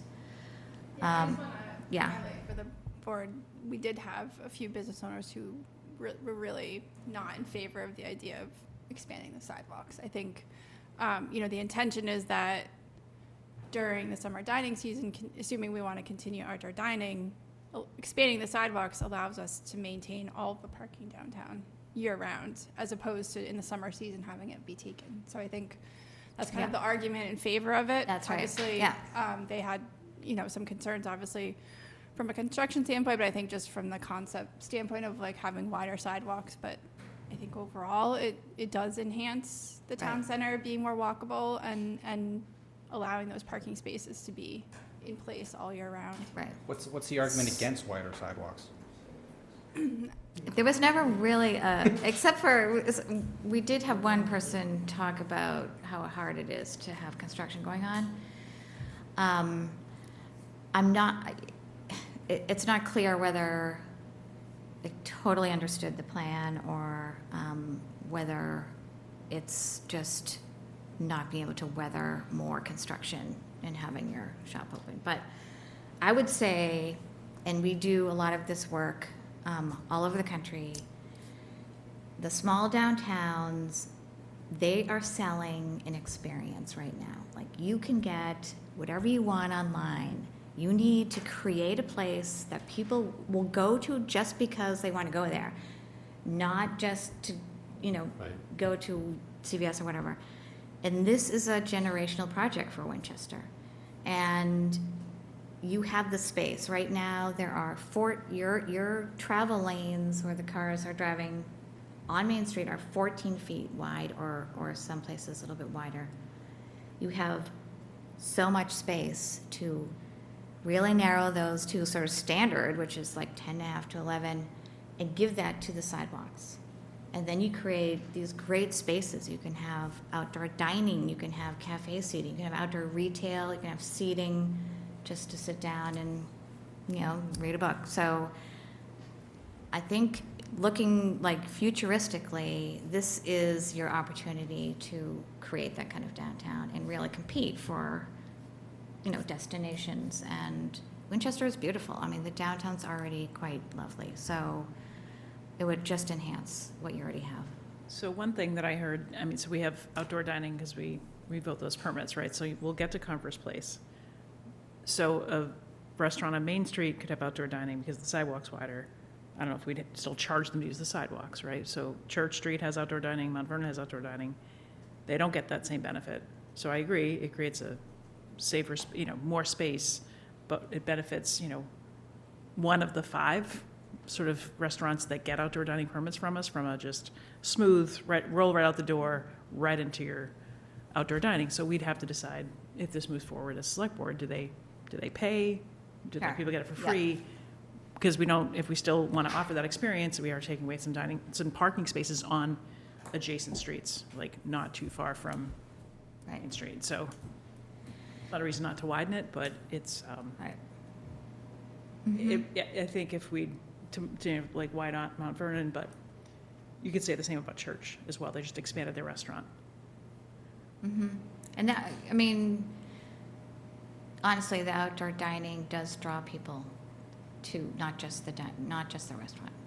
Yep. So, And we did look at, during the discussions with the boards and committees, Mount Vernon Street in particular, right? There's just not the same roadway width there that we have on Main Street, particularly since it's the route in and out of the fire station.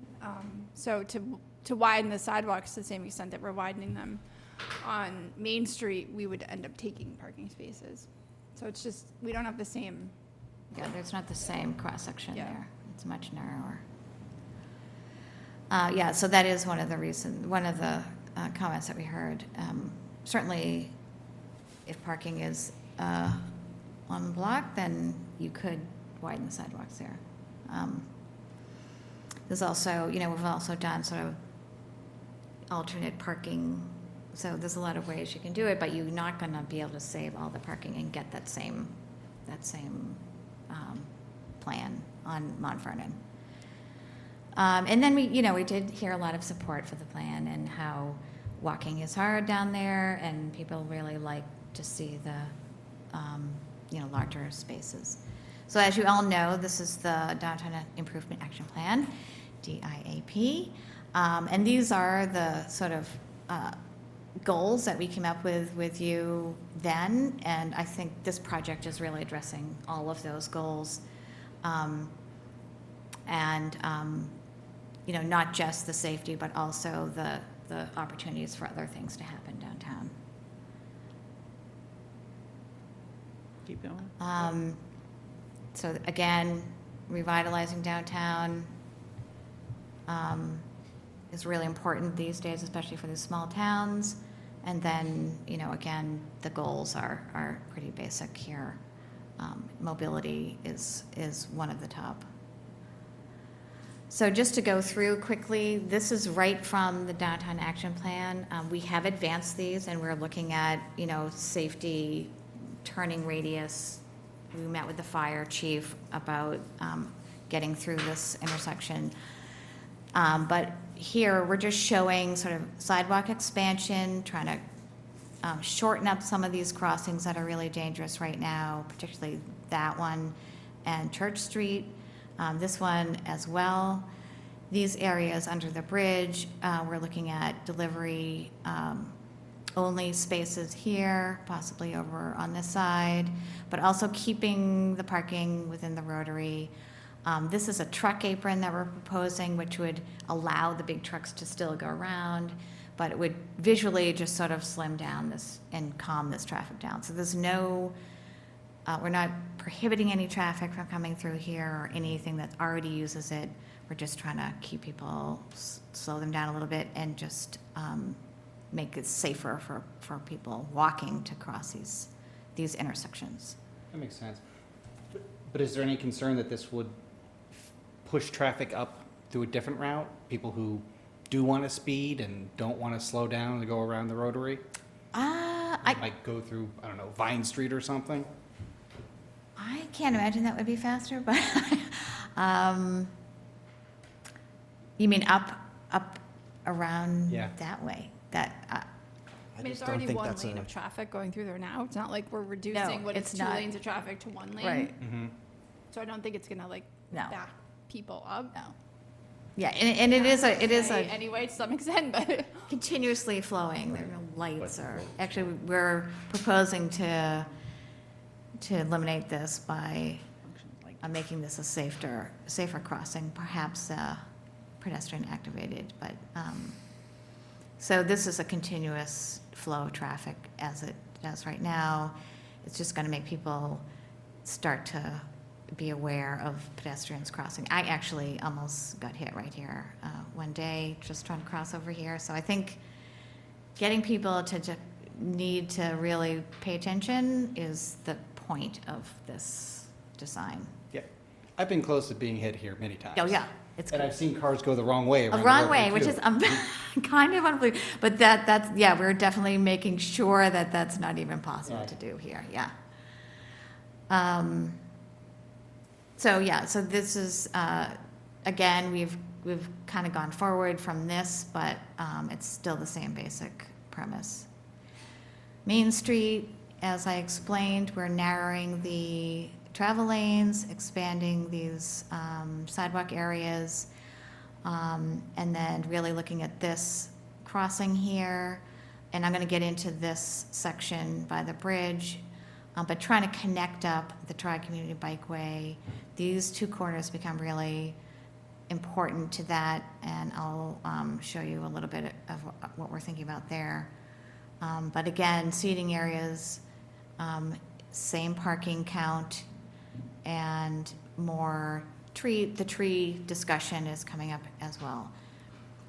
So tonight, what I'd love to hear from you is expanding the sidewalks, decision number one, also looking at these street trees. So we did these models. There are two basic alternatives for street trees. As I said, Bartlett Tree came out and did a tree assessment for Main Street, all of the street trees on Main Street.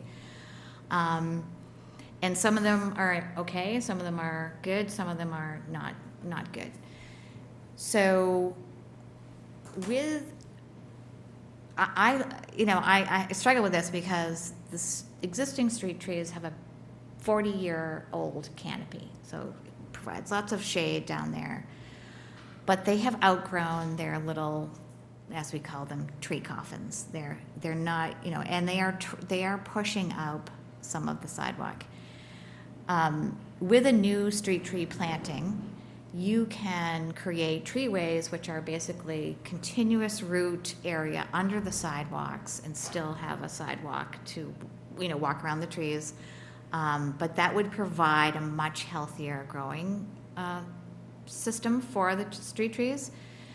We can also vary the species, which is a good idea these days when we see, whole species of trees just, dying off for some reason or another. Right now, every single one of those trees are the same kind of tree down there. And I think we can get more trees in there than are there right now. I think it's a tough decision, but looking forward, these trees that are there are already over 40 years old. This hopefully will be for the next 50 years.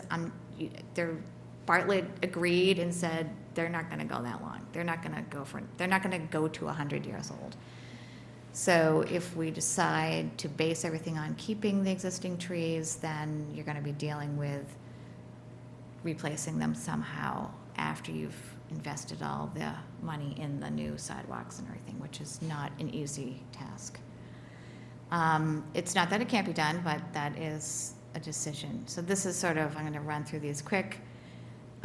This is new trees. You can see they're out away from the buildings much more. You can create these zones for seating and bike racks and trash, and then still have a nice wide walking area. This is basically the cross-section for that. And these would be somewhat mature trees if we're replacing them, right?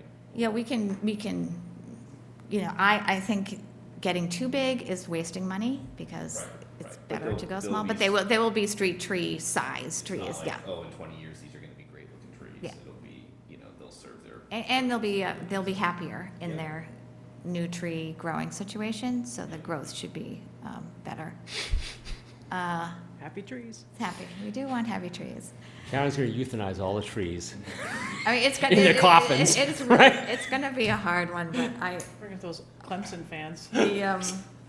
So I can show you sort of what we're thinking about possibly keeping, but particularly on the west side of the Main Street, it's very narrow spaces to walk through there right now between the building and the trees. So this really provides some nice wide space, and then you can see, this is just one concept for paving, but you can see what kind of spaces we're left with for outdoor dining and or benches and other things. And this is with an 11-foot lane, and that could be narrowed down, but we didn't want to squeeze it too much. There's a lot of activity downtown. This alternate we wanted to play around with and just see what would happen if we kept some of them. So it's hard to see in this plan, but basically there would be some that are still where they are now and some new ones that are out by the curb. It ends up breaking up the space. But you can kind of see here where that would happen. So some street trees would stay, only the ones that looked like they were healthy, and new ones could take place of some of the existing trees. So if you're a bicyclist, you're gonna get off and walk your bike through town, right? That's one of the trade-offs here. I think so. It's fine. Yeah, no, You just ride down the roadway, wouldn't you? I think. Could, but that's not the yeah. preferred way, obviously, is to ride down with it being traffic. Yeah, I think we're discussing the bicycle thing right now. Definitely in this stretch, if anything sharrows, but there's either bike lanes or the sidewalks. Right, no, I get it, it's just, it's an either or. So I would say that at this point, from my point of view, I'd recommend just replacing all the trees. But it's not to say that we can't come up with a plan that keeps some of the old ones. So just, that's on the table. And I will also say that just from my experience, working around existing street trees impacts construction, schedule, there's some pre-treatment that needs to be done, so it's much more complicated, and there's no guarantee, and no contractor will guarantee that they can preserve them. So it'll be a loss. And then and they won't die right away. It will be 5 years later. So it's a tough one. When it's even more expensive to When replace and then them? you've got all your new sidewalk in, and then you have to get rid of the old tree, so. So that's sort of just to show you what that might look like a little bit. It does create these different kinds of spaces. Okay, so the bikeway connections, one of the things we're trying to do is connect that tri-community bikeway. And this becomes the spot where you've got the Main Street bike lanes that have been painted and maybe future coming through here, and the tri-community bikeway. the bridge becomes a really important piece of that network. You know, Winchester's becoming a really key next iteration of the whole network coming out of Boston, Arlington, Lexington, Medford now, and now Winchester's on the edge. And we already know that there's a new project that's going to connect the Wedgemere Station all the way to the Minuteman in Arlington. So that's going to be a key path there. Just installed great bike lanes all the way to Tufts, basically. And the tri-community now can get you to Stoneham. So it's pretty amazing. You could ride on your bike on a path through all of these towns. It's fantastic. This is the spot where that's lacking, right here. This is the end of, sort of from a call down to Mystic Valley, and then the bridge. So we've looked at this, understanding like these if we go through connecting up this network, these corners would be very critical to that. This is where we call the mixing zone. You would have, you know, peds are priority, bikes are going to mix with the pedestrians here. We have signage that we've used to say, you know, slow down or get off and walk. Here you could also just get on the road and ride in the traffic, especially since traffic calming will be in place there.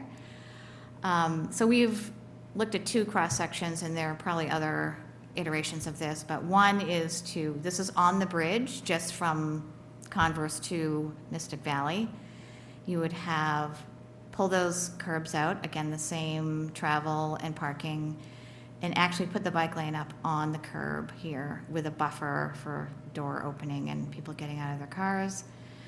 A tactile strip, which is sort of like the bumpy, you know, tactile warning strip, and then pedestrian walking here along the bridge. We have talked internally about this infrastructure. It seems like a lot, maybe just for this little block, but looking ahead, it might be appropriate.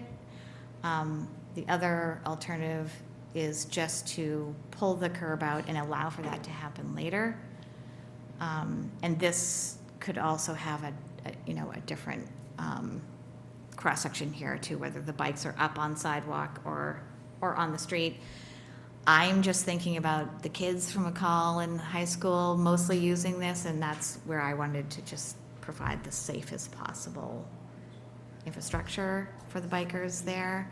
When they got to Converse or the other side of the street, it would be either going, you know, to the tri-community or walking through downtown with their bikes or getting on the street.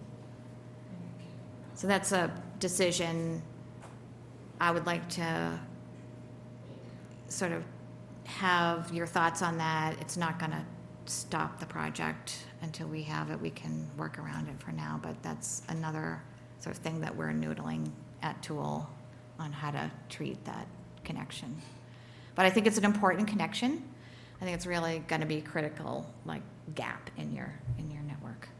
I like this option, but maybe with, instead of it being 16 feet wide with the same material, maybe a different material that we, Yeah. like, without the tactile piece, but like, so it allows, like, it's flush, but It's like, flush, yeah. maybe like a flush granite curb that delineates Sure. one travel area from Yeah. another travel area, so bikes are more contained as opposed to just kind of going.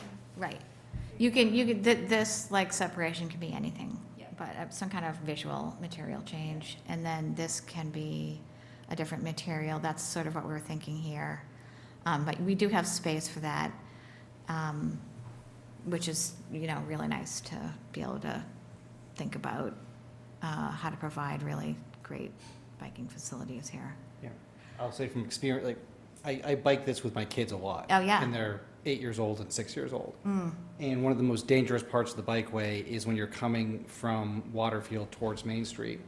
And it's so abrupt once you hit Main Street. Right. My kids have, like, skidded out, fallen off their bikes because they hit the street so quickly and cars are coming, or they're pedestrians. Right. There's just not enough space there. So, I mean, that both of these ideas are giving another 8 feet? Yes. So these corners would be quite generous because not only are the sidewalks out, but we'll be able to extend the corners out where there's no parking.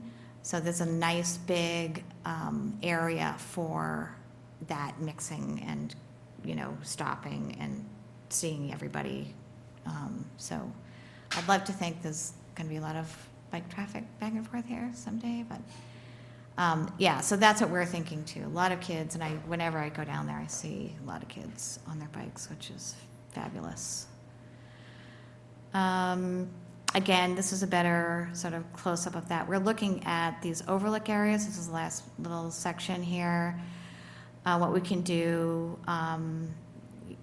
here at these corners, so this is Converse, and this is where that parking comes into play here. So if we did the bike lanes or even the curb would be the same. You get to these corners and there would be this pretty large area where you could have bike racks. People could park their bikes here and walk downtown. This is sort of expanding the seating area that's there now, and this one on this side. And then coming around the corner in order to connect to that path. And I know that there is a development plan on the table over here. That's where we were looking at the possibility of replacing some of this parking with that bike path connection.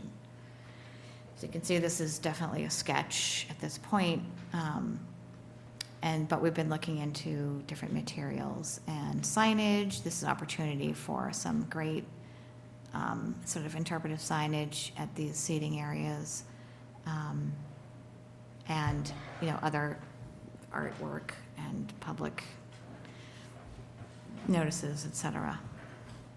So you can see where we can gain all that space while we bump out these corners to the parking distance. Yeah, so the post office path is right here, so you'd come here and you'd have all this area to figure out what to do. And then the last piece is this triangle area. This is a picture I took just a couple weeks ago of the Cisco truck delivering right here. So we did have an opportunity to talk to Mr. Carvino about this plan. Delivery, of course, is a big issue.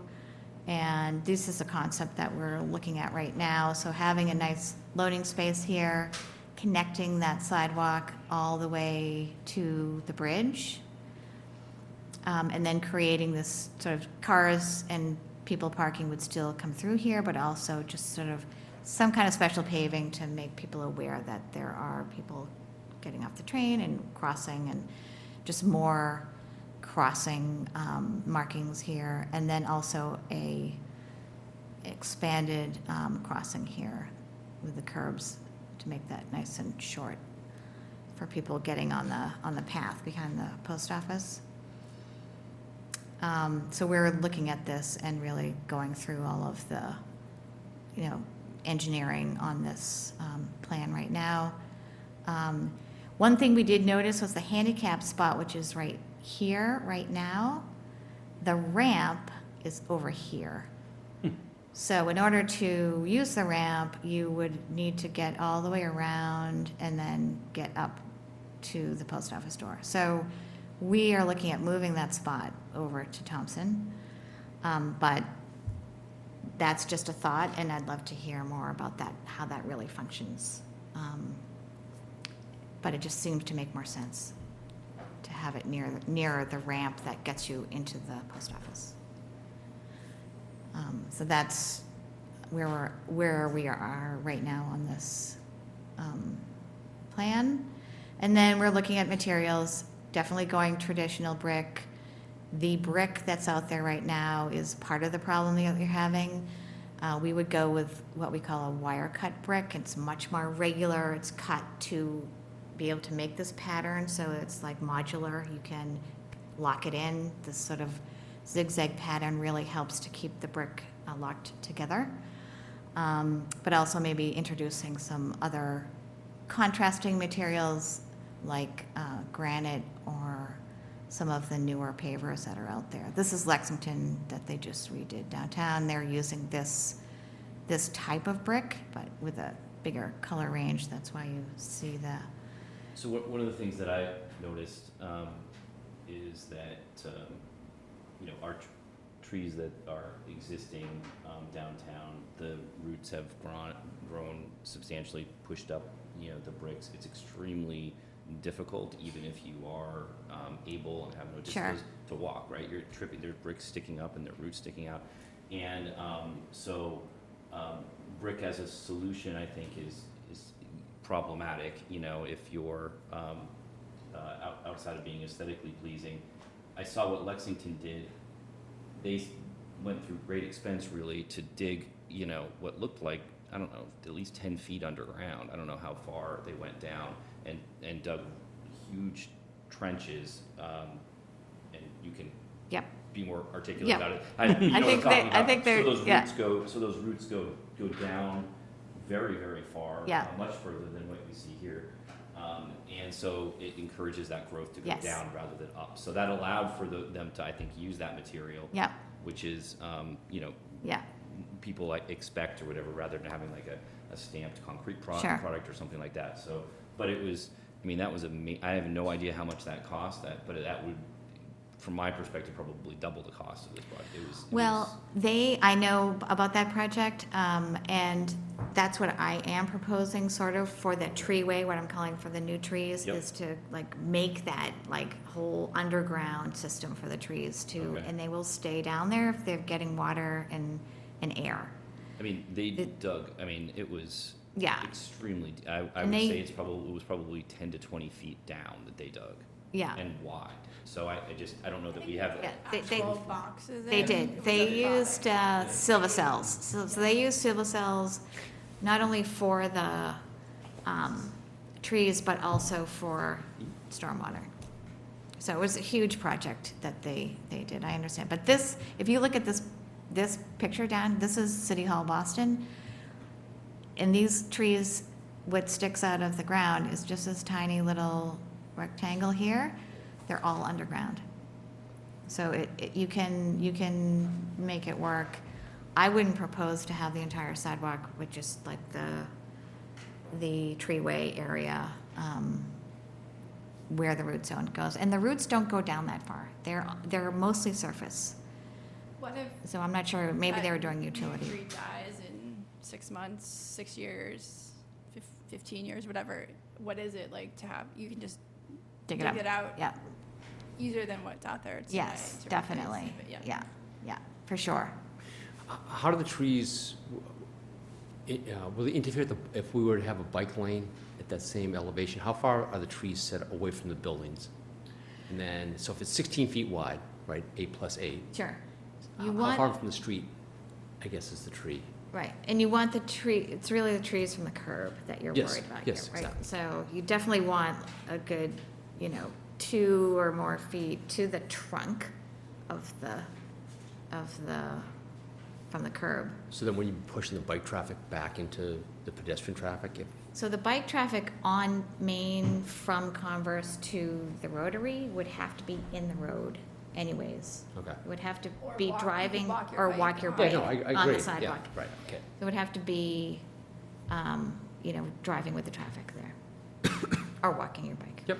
Or riding on the sidewalk, which we're not encouraging, but the reality. But yeah, I think the concern more is the distance from the curb to the, but they will definitely be much further away from the building than they are right now. Great, thank you. So anyways, this is sort of the green infrastructure stuff that we're looking at, and that really depends on the green infrastructure as far as drainage goes. It depends on our drainage design for the stormwater for the street. Anyways, decisions that I'd love to hear from the board are the sidewalk widening decision, and that's the biggest one that we're waiting on right now. We have already gone through sort of a schematic. We have a curb layout with the widened sidewalks based on the concept plan.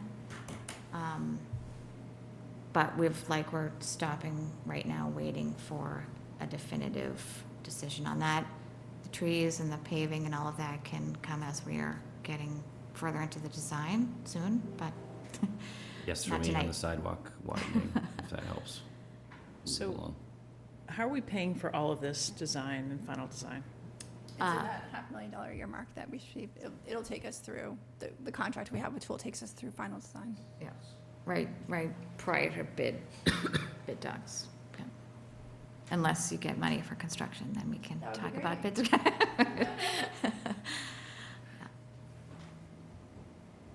And I'd be happy to answer any other questions or address anything you're concerned about. But I don't love the converse place if we actually have the development that we think and it's a one-lane road to lose traffic and narrow what's already a narrow street. I feel like that's, unless the select board decides to make it a two-way road leading into Waterfield, but that's a lot of traffic to then conflict with bike lanes. And if we're losing parking, I mean, I don't know if that chokes more cars, maybe it doesn't, but that's gonna be a really tricky spot if that building goes in as is. Whether we widen the bike lane, widen the sidewalk, or keep the parking. Right, yeah. That's, So, But we were keeping all the parking. no, you lose it on the Mill Pond side. yeah, so here in this concept, the road stays as it is now, the one-way. Right now, there's parking here and there's parking here. And we were looking at taking some of these spaces here to get a wider kind of path for the bikes to connect up to the pathway.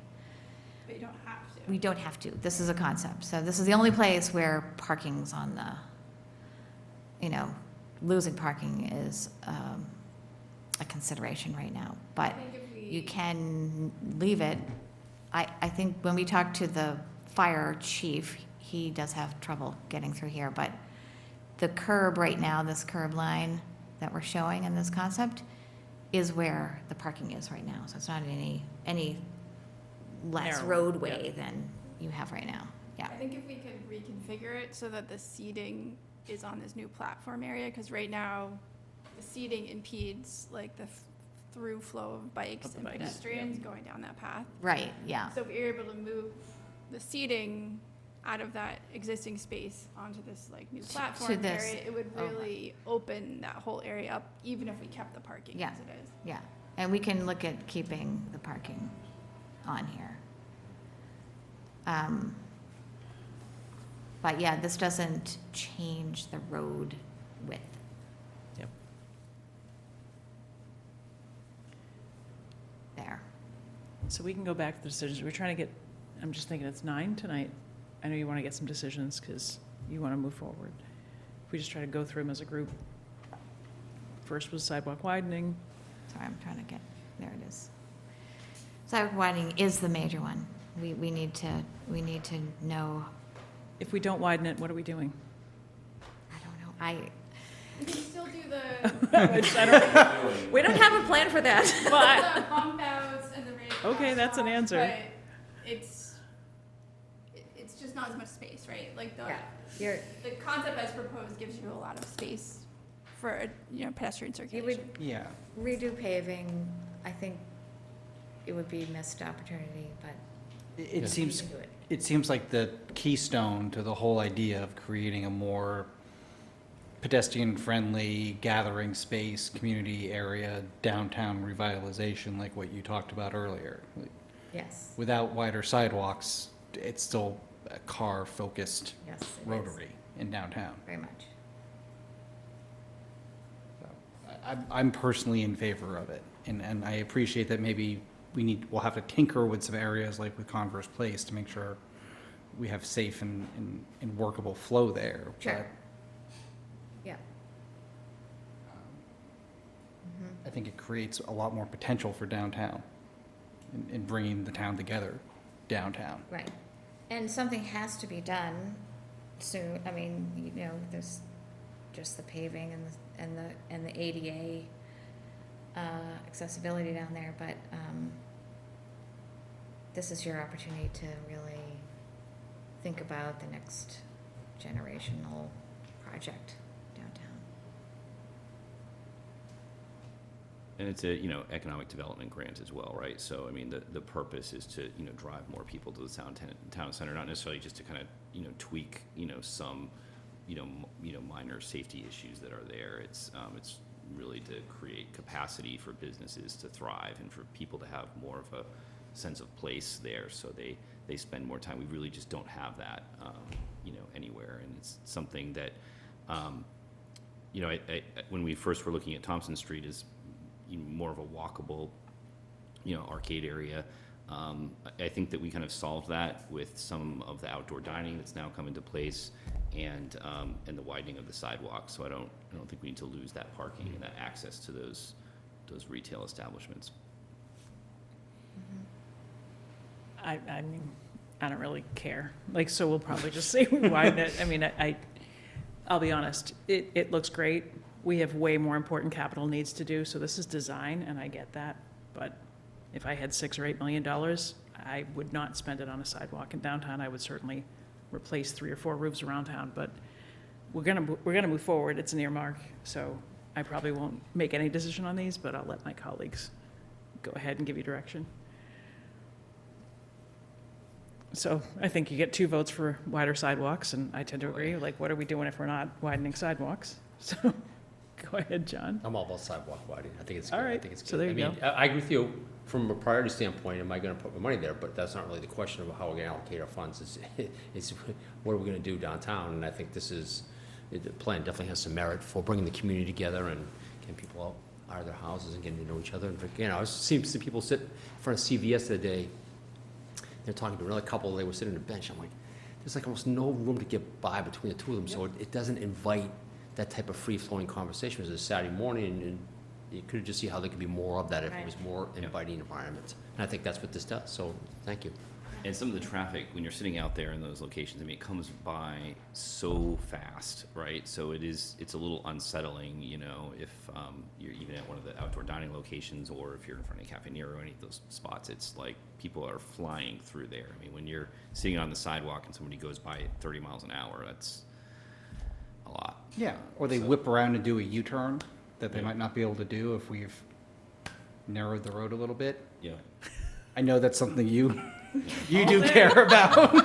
Hey, someone's gonna be like, hold my beer. I'm gonna do my U-turn anyway. And drive up on the bike path. Excuse me? People do it. Okay, so there you go, widening, street trees. The other thing I think the board should consider, and maybe we can have it as a future agenda item, is a business improvement district. I know I've mentioned it to the chamber a few times, and it would provide some revenue to the town center. It would be a surcharge that property owners in the town center put really on themselves. They manage it, so it's really it can be for marketing materials, for capital improvements. And so maybe if we have a phased-in project like this and we have a business improvement district in place, that money can go to doing these improvements, because to Michelle's point, I don't see how in the near future we can, put this out to voters or to, our stabilization funds for support. It's just, it's just not viable. So I think maybe if the CPA passes, there's some argument for doing some of this, but not a lot. Okay. Next up, street trees. Yeah, so the street trees, I would, you recommend new? Just as the tree hugger I am, I would still advocate for new trees here. Same way, I think that's something we all struggled with when we talked. Yeah. Not a lot, but it's the right thing to do for the long term. If you're It's gonna just do it, the you just, short term yeah. is challenging, Right. for sure. With many more options, it really opens it up for pedestrians. It's, you're not working around trees that might not make it, so. Yeah, it sounds more sustainable. It sounds more upfront. If we ever get there, we can fund this, but then less over the long term. Is there any chance we'd be able to save the current trees and replant them somewhere? No way. No, okay. You could not move those. I mean, you could spend a lot of money trying to save them. They're not, I mean, they're very tough trees, that's why they're still there, but they're not heritage, trees that you would want to work around, but. I know we take down more than we plant every year, I so. know. This is the second time tonight I'm trying to. I appreciated that a lot. 0 for 2, Bill. 0 for 2. We're gonna put in as many trees as we can put in. Yeah. 2 votes anyway. Okay. And then the Anyone- sidewalk materials, we can, don't have to have a concrete decision, but we are going sort of traditional brick, and I just want to make sure that that's the direction. Traditional, high-quality materials. Yes. Yeah, okay. Yeah. Well, if we solve for the Not, tree well, thing. it's not concrete sidewalks is what I'm saying downtown, right? Okay. Yeah, no, Okay, I- good, okay. Yeah. Okay. So we're gonna go forward, we'll have I think we're more like 30%. The town will review our plans, and then we'll go forward from there. And then it will be a final design package. And then for bidding and all of that, that will have to come together at the time. It doesn't make sense to spend money on doing that. We also are working with the BSC on permitting, looking at permitting issues that we might need to deal with downtown, particularly with the stormwater. So we have a survey, and we're working with them on that. Thank you. Okay, great. Great. Well, thank you all so much Thank you. for sitting through that long presentation. It's a lot of good There's a work. lot more I could say. I have no doubt. It's a lot of good work there. Right. Thank you very much. Thanks. All right. Next up, our friends from Capital Planning. Yeah, please. No, not a problem.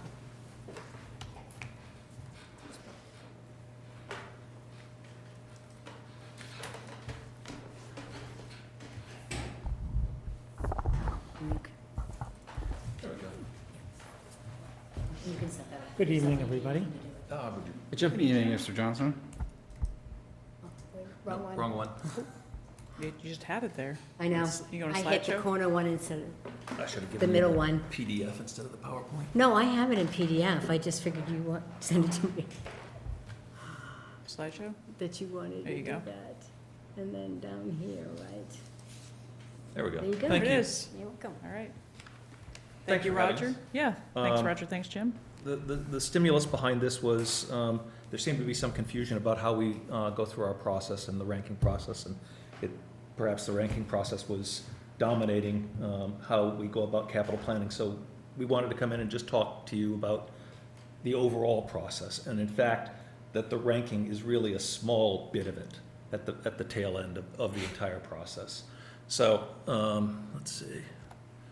When we start out in June, this starts out where the town manager's office goes out and solicits projects from the various departments, committees, other shareholders. For the first time this year, we're starting to see some things in the out years that are populating into the 5-year plan off of VFA, which is very nice, just sort of to see that. Thank you very much for funding that update.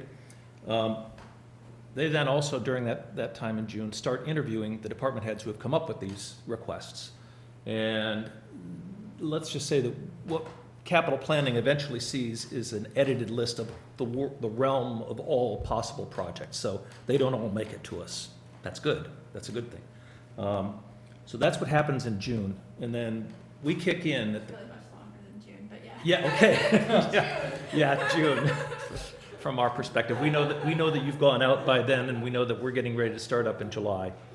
And in July, we meet, do our reorganization, and immediately pile into the first set of interviews that we have with the various department heads.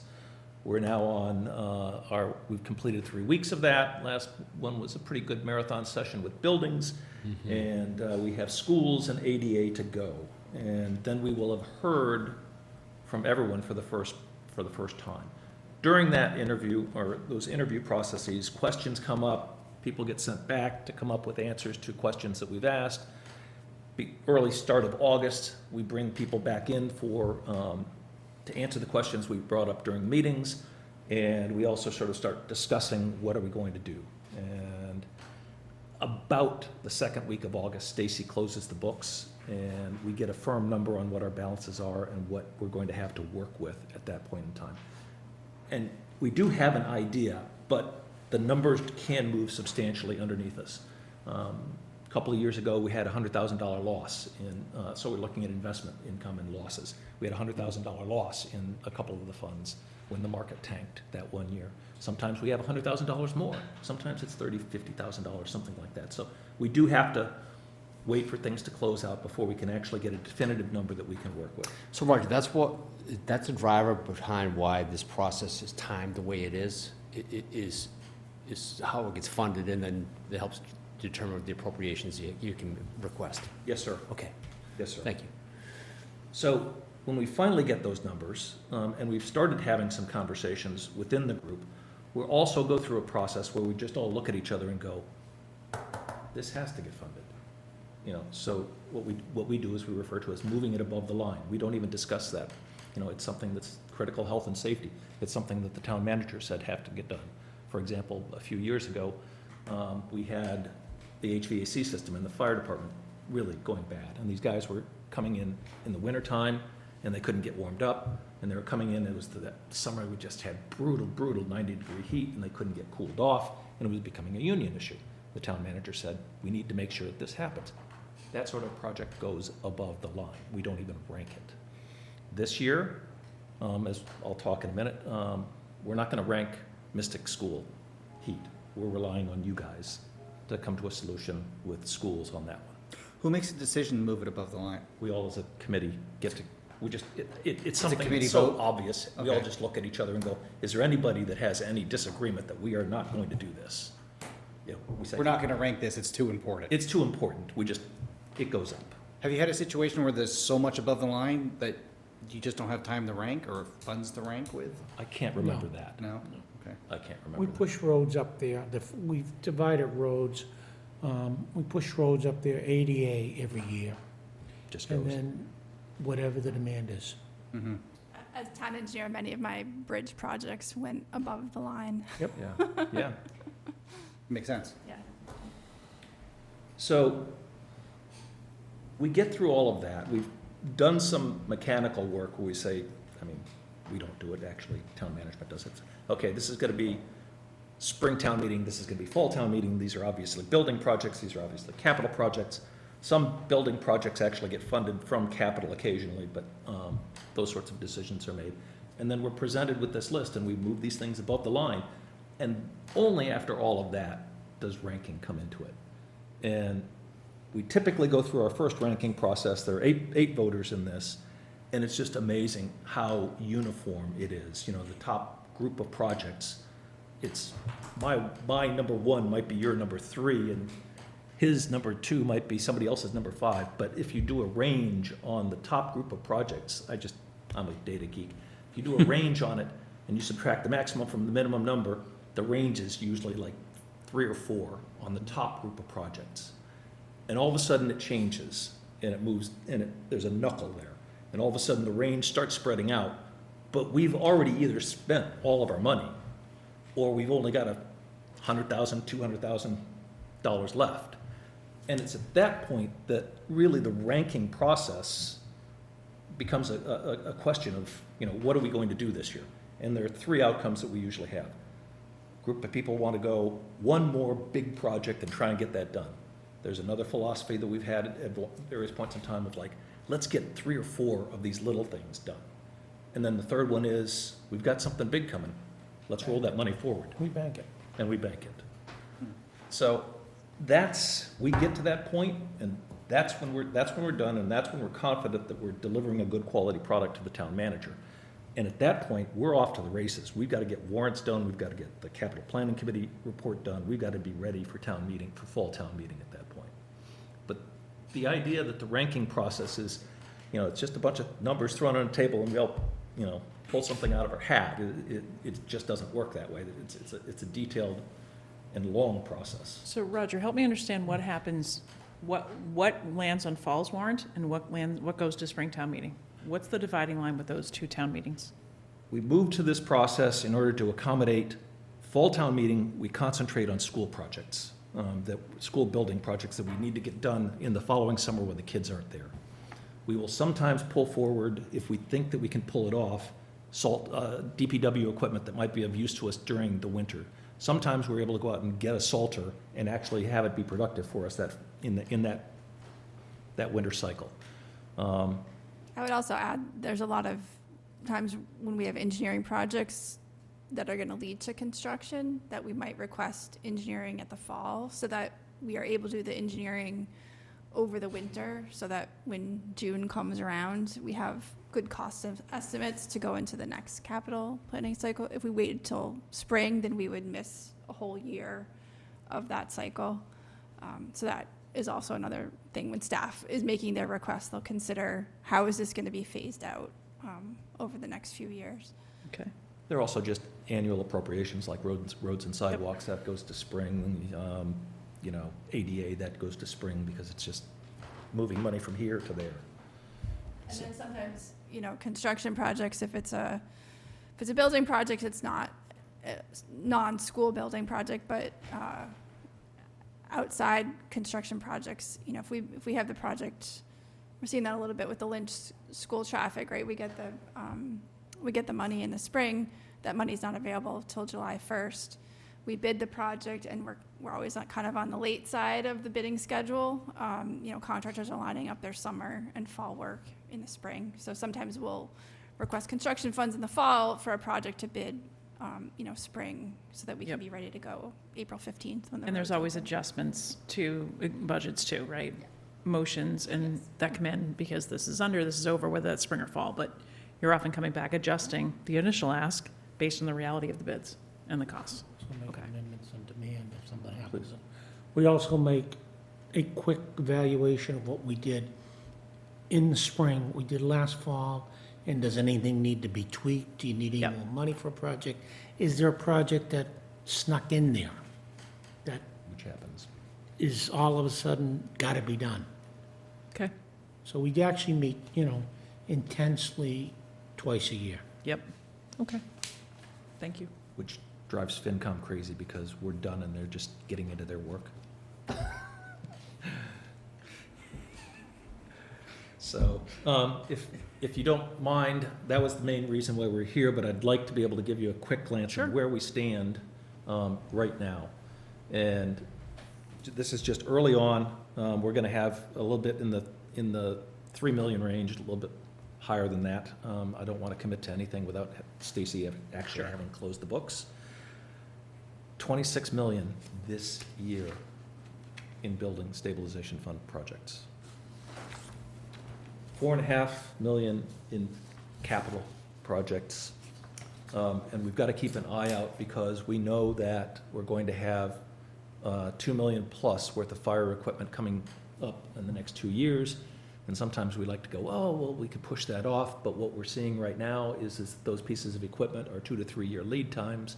So we'd really be gambling each time we push off. We want to get into the queue on those. So we see that coming. 3.5 million in water and sewer enterprise funds. It's a dry summer, so maybe we'll have some good retained earnings this year. So I know that's not good news, but that is the news. So what are we going to ask from you guys? We're going to come and we're going to ask you for some free cash.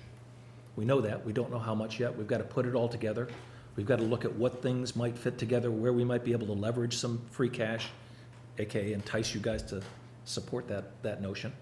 And we aren't there yet until we've completed everybody's requests and listened to everybody's requests.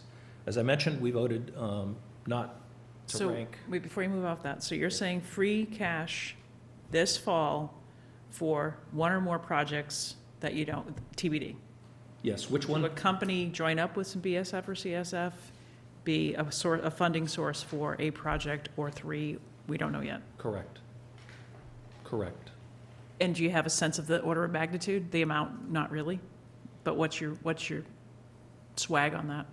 We want $500,000 in free cash. We're looking for $1 million, 2 million. 2 million. Okay. You asked. I did ask. You gave me an answer. But, Okay. I mean, I'm No, not gonna that's- sit there, I'm not gonna sit there and say to you, I know exactly where we would fit course. that in. Nope. We don't. But I just want to understand, that was a fall town meeting ask. That's the cycle we're talking about, not Springtown. It could be Springtown meeting, but if it's a building project and if it happens to involve a school, then it would be a fall town meeting ask. Understood. I didn't see any disagreement around the table when I said that we're relying on you folks to manage the Mystic School heat. So, Done. we are not ranking it. We're about to do an update on the ADA issues that we have in town. We'll go out and get a consultant, and they come in and they say, these are all your problems, and this is the magnitude, and it helps the DAC prioritize what they want to see. I believe that when we first established the precedent of turning $125,000 into the ADA account on an annual basis, that was 10? 10 to 12 years ago. And I think there's general consensus on the committee that number should go up, but that's a policy issue really that came out of the select board, and we would be looking for you, after we get that number, Yep. to voice your opinion on. Pointing out again that is a part of what we do in the town for ADA. Every time we redo a school, it comes out clean. You know, so when we did Ambrose and VO, and now we're doing New Lincoln, and we did the high school, we had some issues with the high school that had to be corrected, but that was between EFPBC and the contractors. DPW also. And DPW is constantly doing various work, setting door speeds and things like that. Signage, so Handicap ramps. we did $1 million in Parkhurst to put in the elevator and stage lift in order to make that building accessible and usable as a school again. So it's a component, but we haven't adjusted it in a long time, and it probably needs to be adjusted, but again, we view that as policy. That number has not moved since I was on FinCom. That's 10 years ago. So what we're looking to Yeah. do is not like a whole new transition plan analysis, it's just taking our existing transition plan and updating the cost estimates associated Yep. with it. So, And some potentially annualized increments, whether it's Yeah, investment we're earnings or talking other. about, or I'm talking about like 2.5% annual increase. That's what the fund increased, that's what the request increase. It almost makes sense. I think it kind of does make sense. Okay, so more to come on that. Yes. All right.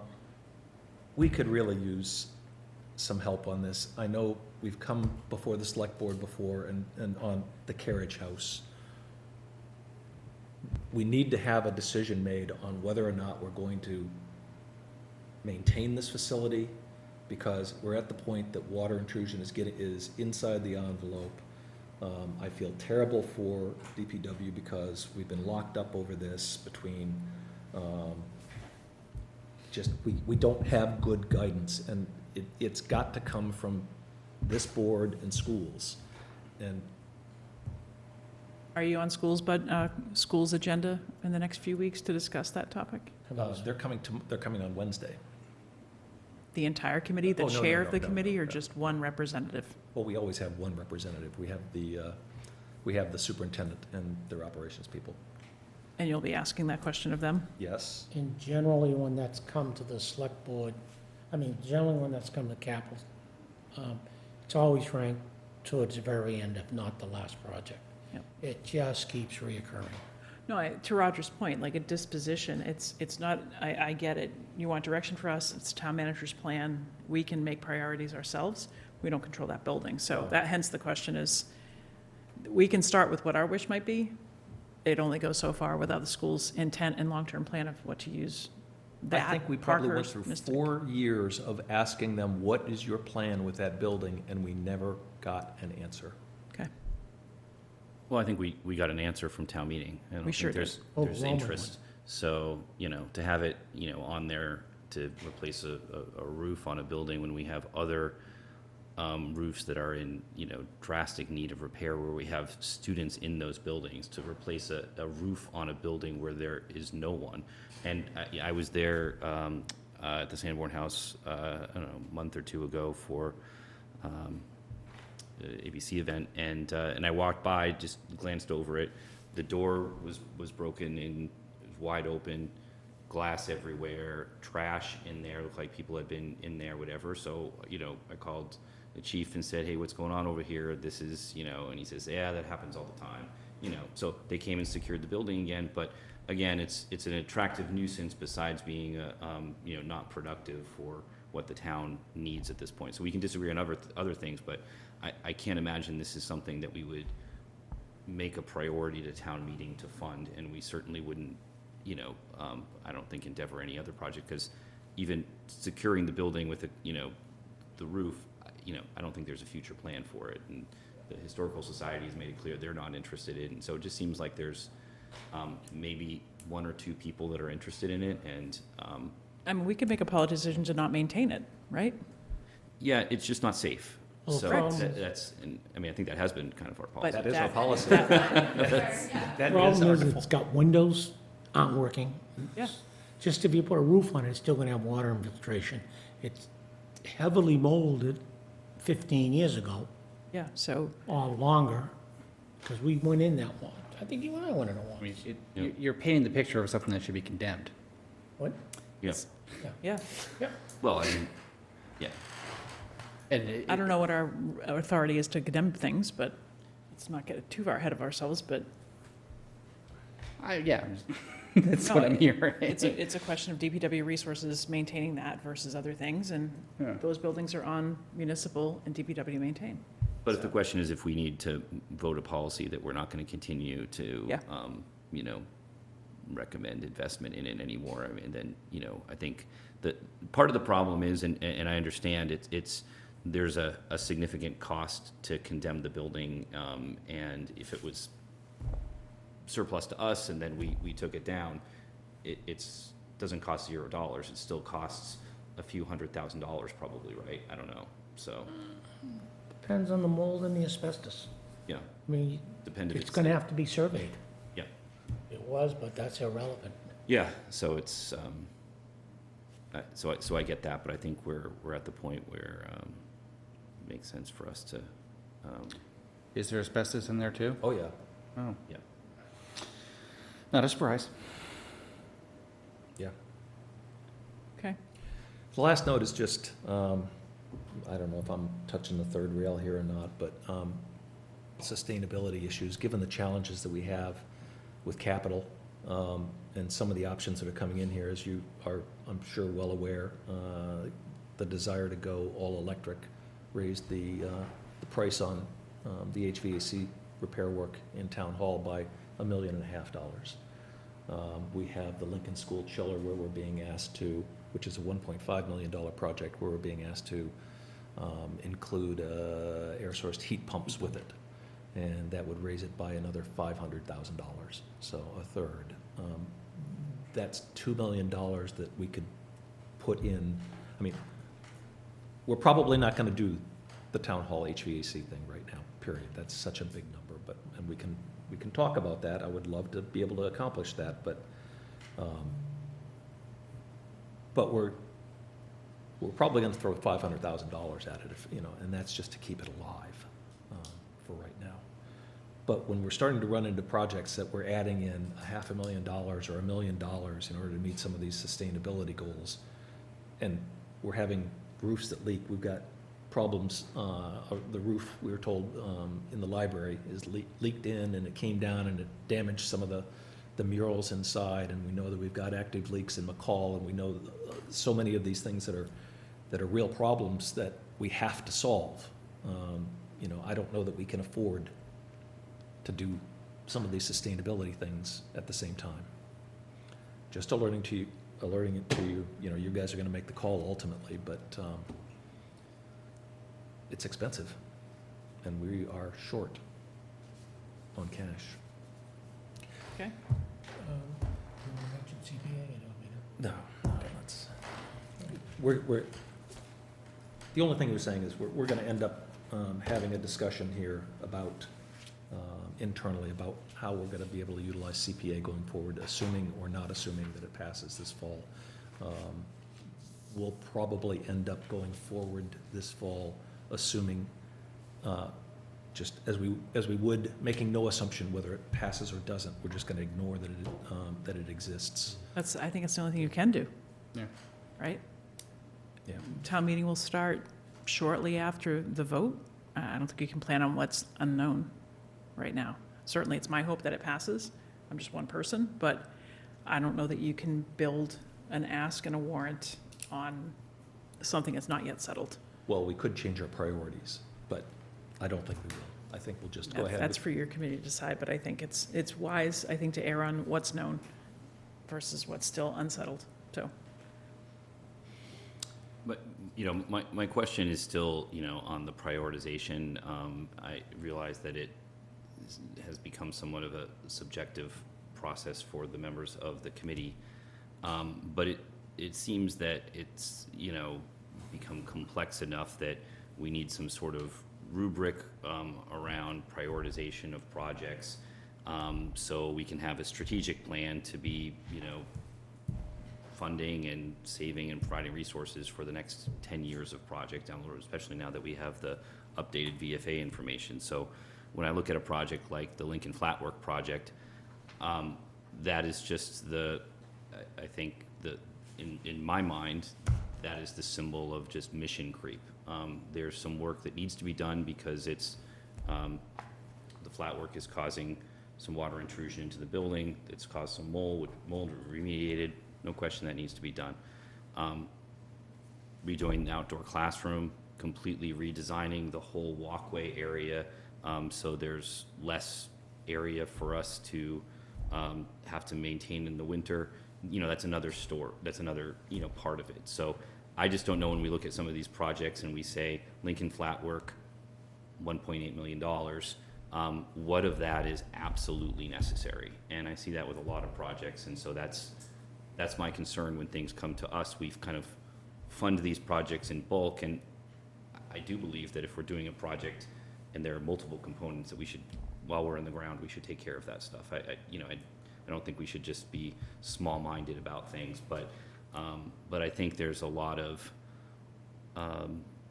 you know, there's a lot of these projects that have components to them that I think can be deferred, and maybe that helps us get to the priority health and safety issue or building stabilization issue. So that's my only question. I understand this is your process, and your process is essentially a timeline, but it's just,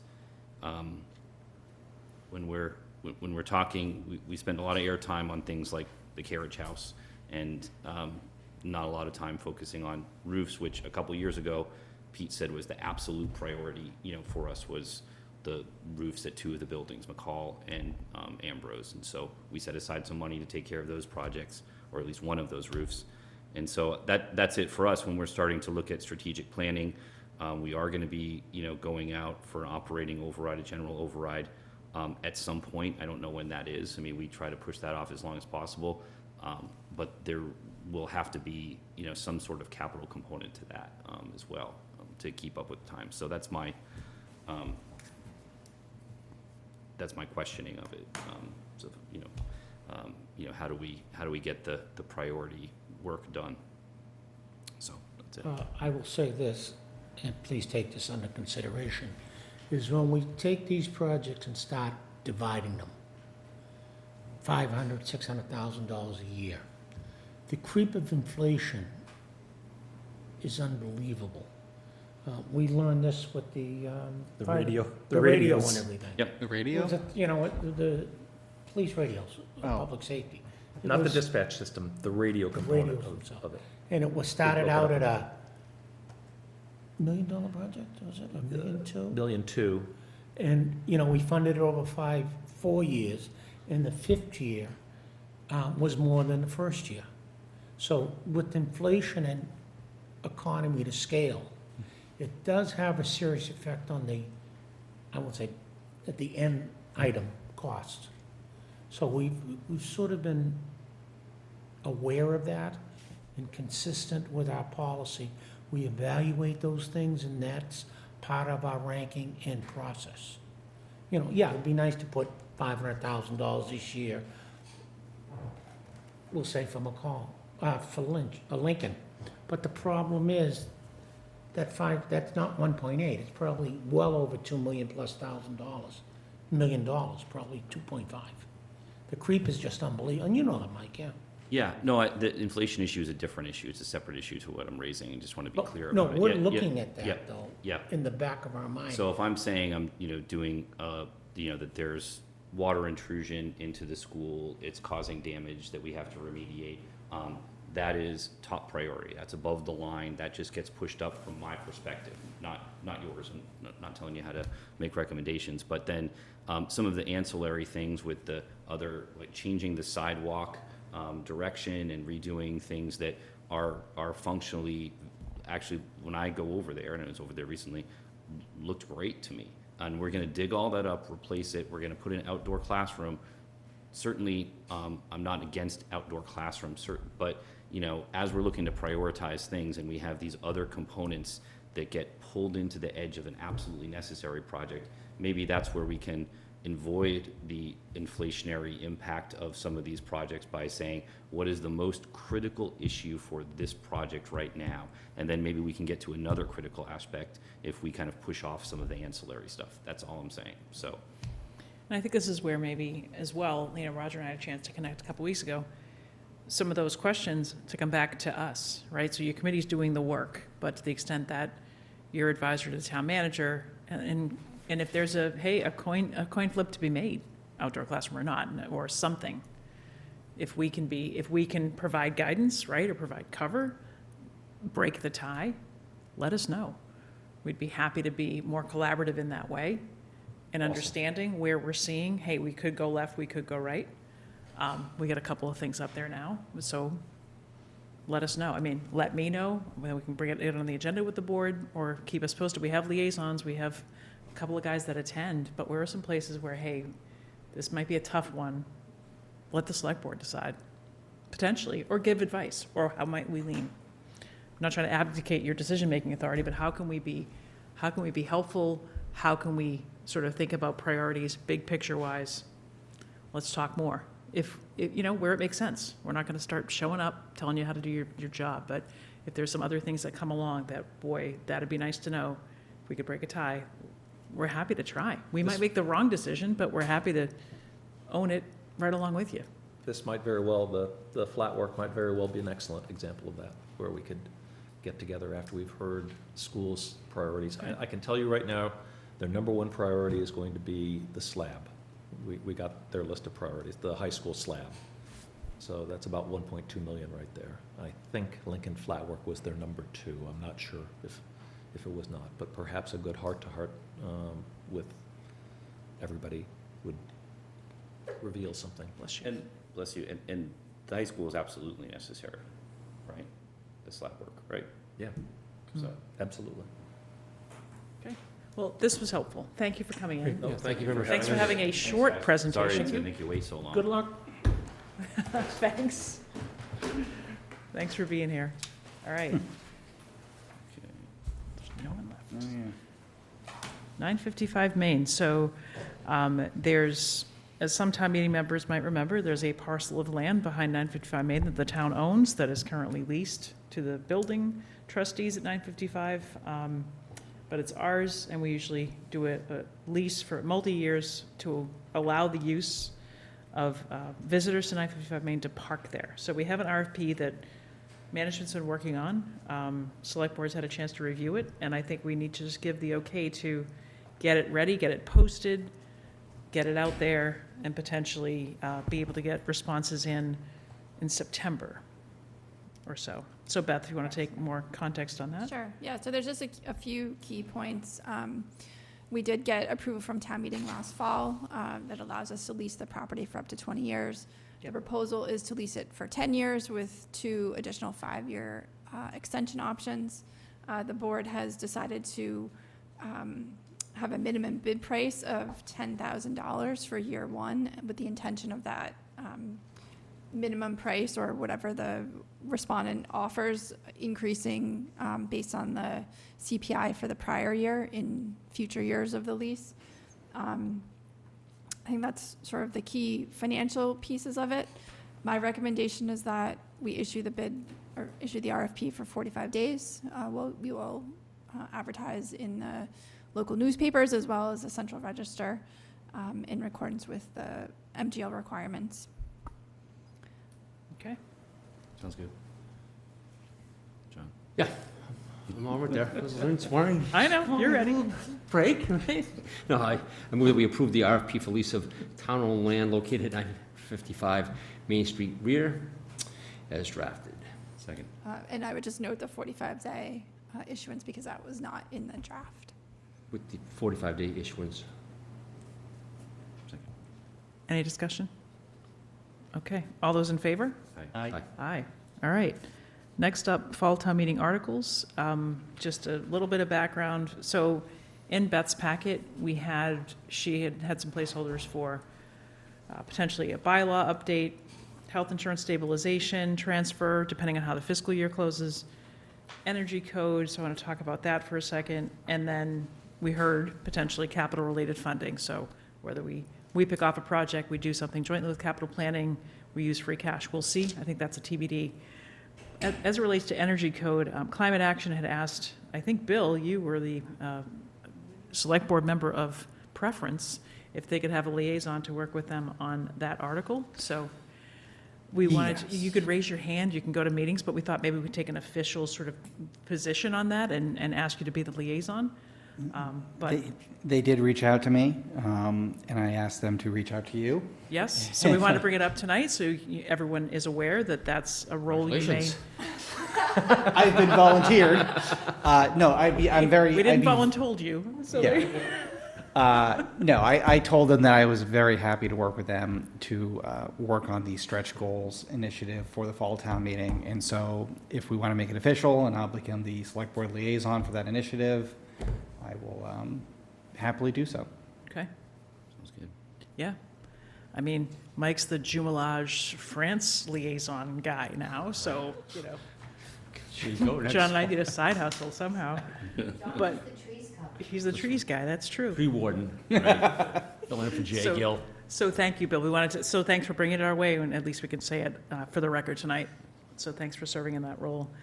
The other thing I wanted to talk about with fall town meeting, we had, the town clerk had done some research into the creation of, one of the town meeting committees, be it BFPBC, where it was clear the intent in the vote of town meeting in 1995 to create EFPBC was to have, people appointed, a member of or appointed by the select board and the finance committee. So to the extent that we can clean up what town council sees as a conflict, that we actually shared this feedback with town council last week and said, here's the vote, right? The actual town meeting intent was a member of or appointed by. And his interpretation is that it's still in conflict with the overarching bylaw, that it's holding office. So I'm looking for some volunteer on the select board to work with me to potentially come up with some revised language for that FinCom seat that says maybe doesn't hold other office, but could serve on a committee if requested by the committee, or could serve on a committee if the town meeting votes such. Because right now we have a town meeting vote that, and appointments that we'd like to honor, but right now we have a bylaw that's slightly in conflict. So with the JD would really be helpful. Yeah, there. I'll help out with that as long as it's, okay. so it's, Well, you've got energy to do. So the goal is to bring something back, I think, in August, just as a draft. It's not going to be our final motion, but there's some towns that have sort of, specifically said you can serve on other committees if that's the vote of the meeting. You can, it says you only hold elected public office, not appointed liaisons. So there's some examples of other bylaws that we might want to look at. And if you're going to do it with me, Mike, hopefully we'll have a draft. Yep. Are you guys going to come with the variety of options that we might want to consider? Yes. Because we're not just going to give you one. Well, that's, that's, I can see. One and then two other bad ones. No,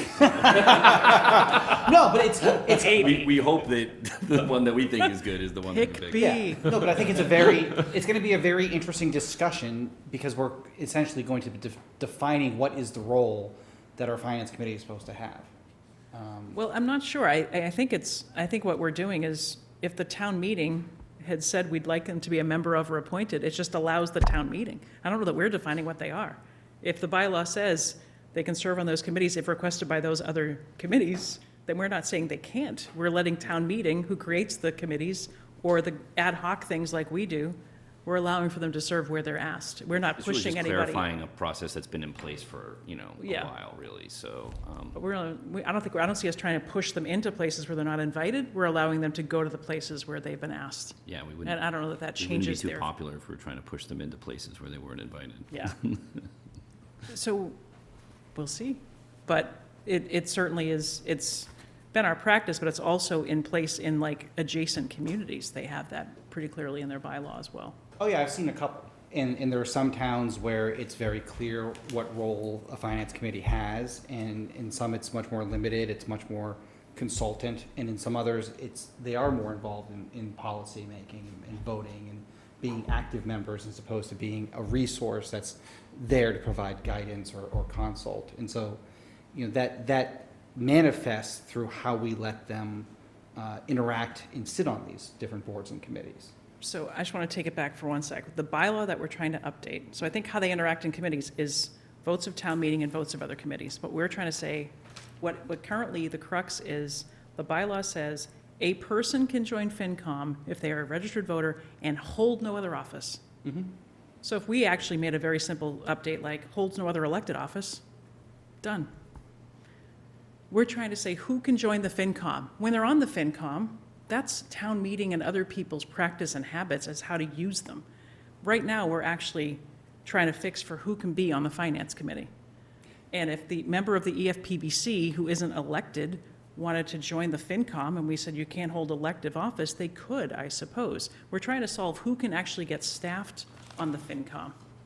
And then when they're staffed on the FinCom, if we choose to update the bylaw that says they can serve on other boards if requested by those boards, that can be part two. But right now, we're actually running into, we don't have liaisons potentially on some other boards because even though votes of town meeting have asked for them to be there, we think we have a conflict with just at the top level, you can't be anywhere else. So trying to just at least rectify those things. And then I think what they do and where they go is very much town meeting's discretion. And we certainly will share drafts with the moderator, and town council, so we'll just try to have some options for folks. But I see one, I was trying to solve one thing is actually different from what groups they go on, because we don't dictate, other than a select board committee, we don't place them anywhere. Town meeting does, or committees do. But we don't stop them and we don't invite them unless it's a select board committee, we say we'd like someone from FinCom. We don't control where they go. And I don't think that's what we're trying to do either. No, you're right. But who they are and what they can do and what else they can hold is going to be addressed by these amendments. Mm-hmm. To be considered by fall town meeting, so, okay. I think the guidance we got last week from town council was, because there was a conversation about whether we should pair this with the work that the Committee on Government Rules or Regulations is doing right now with respect to the bylaw review. I think they're probably on a spring town meeting timeline, so I think the recommendation was that if we want to bring this forward sooner, that it would be likely a select board sponsored article. They could co-sponsor it potentially. Co-sponsor, but yeah. But they would likely, thank you, Beth, they would We likely wouldn't- not we take would the lead. Government not regs might not take the lead because they might not be separate ready. these two things, yeah. Yeah, thank you for that, that's right. And I talk with government regs chairs as well, so we'll circle back once we say, here's our timeline for drafts, here's who's gonna work on it. Obviously, they're not gonna co-sponsor something they haven't seen, but we're not gonna co-sponsor it unless we can get on board too. So, okay. Next thing is select board goals. So I will own that I did not send you updated select board goals, so I have nothing to update you on. But my action item was to close out what we thought was done, right? Say these are completed and make a few tweaks to some of the goal language, but I don't have that for you, so I have nothing. We'll add that to the goal, another goal here. The goal of Michelle doing things she's gonna do between meetings, I get that. You made up for it with the festive shirt. Yes. I'll have to wear it like every couple months then. This is Something else, I'm maybe. sorry shirt. Just owning my stuff. All right, next is any committee updates. This is where we're going to do energy bill, but I think we already took that up under fall town meeting. The CPA advisory groups kicks off on Wednesday, trying to go the charge of the group and kind of policies and procedures. I know we talked about ARPA. That's not a committee so much as that, but that's out there, and there'll be some proposals to review, and that's going to be Bill and Anthea. I don't know if we had any other committee updates people want to share. Those are the ones I'm aware of at the present time. Any HR updates or? I've anybody started else? drafting a review sheet, but it's not ready to share yet. Okay. Next time wear your Hawaiian shirt and you can like go another meeting. Yeah. And you can do whatever you want. If only it was that easy. Okay. I'll just say we did have a information session for the Community Preservation Act campaign, and had a lot of interest. We had it over at the library. As many people know, town hall, and you can't really be involved in the campaign once we kind of get things going. So we're going to kind of take as many volunteers as possible, get the campaign going over the next couple months. There'll be another meeting in mid-August at some point that people will get notice of. And then sometime right after Labor Day, we're going to have really the full campaign kick off, and then really start that process of outreach to residents going into the November election. So Yeah, I'll just say Mike did a great job heading that up. As someone who's been doing this longer than I have, but who's also been deep into the CPA for the past couple months, I sat there. It's like, wow, I've heard Mike explain this so many times over. Yes. Yeah. It seems like that will just continue to be the case. Yeah. And good for you for being able to do that with patience and eloquence. And Well, it's great to see so many new people that came really that were interested in and heard about it, and that I hadn't otherwise reached out to. So it seems like there's kind of a groundswell of interest in it, and of course everybody wants to know how soon they'll get their money if it passes, and so we'll be managing expectations along the way as well. Yeah, but there really was, first off, it is amazing how well organized and spirited some of our town residents can be. Yep. And is it Horn Pond or Winter Pond that was there? Wedge Pond. Sorry, Yep. my There's apologies. a lot of ponds. So many. They've recently organized themselves for concerns over the water quality of their pond, and they were there with a couple of them and already seeing how the CPA could help them. And as Mike explained, like that's the purpose of the CPA, to have people from the community come up and get projects done that sadly have to be bypassed through the capital process because we don't have enough money there. So it was inspiring, and it seems to be doing exactly what it's supposed to do. So now we have to work to get it passed. So from a capital standpoint, going through Billy on those calls with the CPC, cataloging all the CPC requests, and looking at all the engineering reports either we've paid for and haven't used yet, could use, because we're really good at getting reports, but, I know this drives Jimmy and Roger crazy when you don't have the money to fund them, then why are we, going down that road? And then we'll take that with VFA, and then the idea is to give us, and the projects in the pipeline too, a sense for, here are all the requests out there, here are the things that we need to do. Yep. And here's money we've spent in preparation of doing them. So then when we go for, if we talk about an override or just an understanding of, Yep. whether it's taking some money from free cash to pay for some of these things, and then ranking them. Because to your point, Mike, like, there's a lot of necessary things, and there are things that are nice to have. So to Lincoln, what's necessary and what's nice to have. Yep. We should focus on the necessary, and then tonight, money falls out of the sky for nice to have, that's great.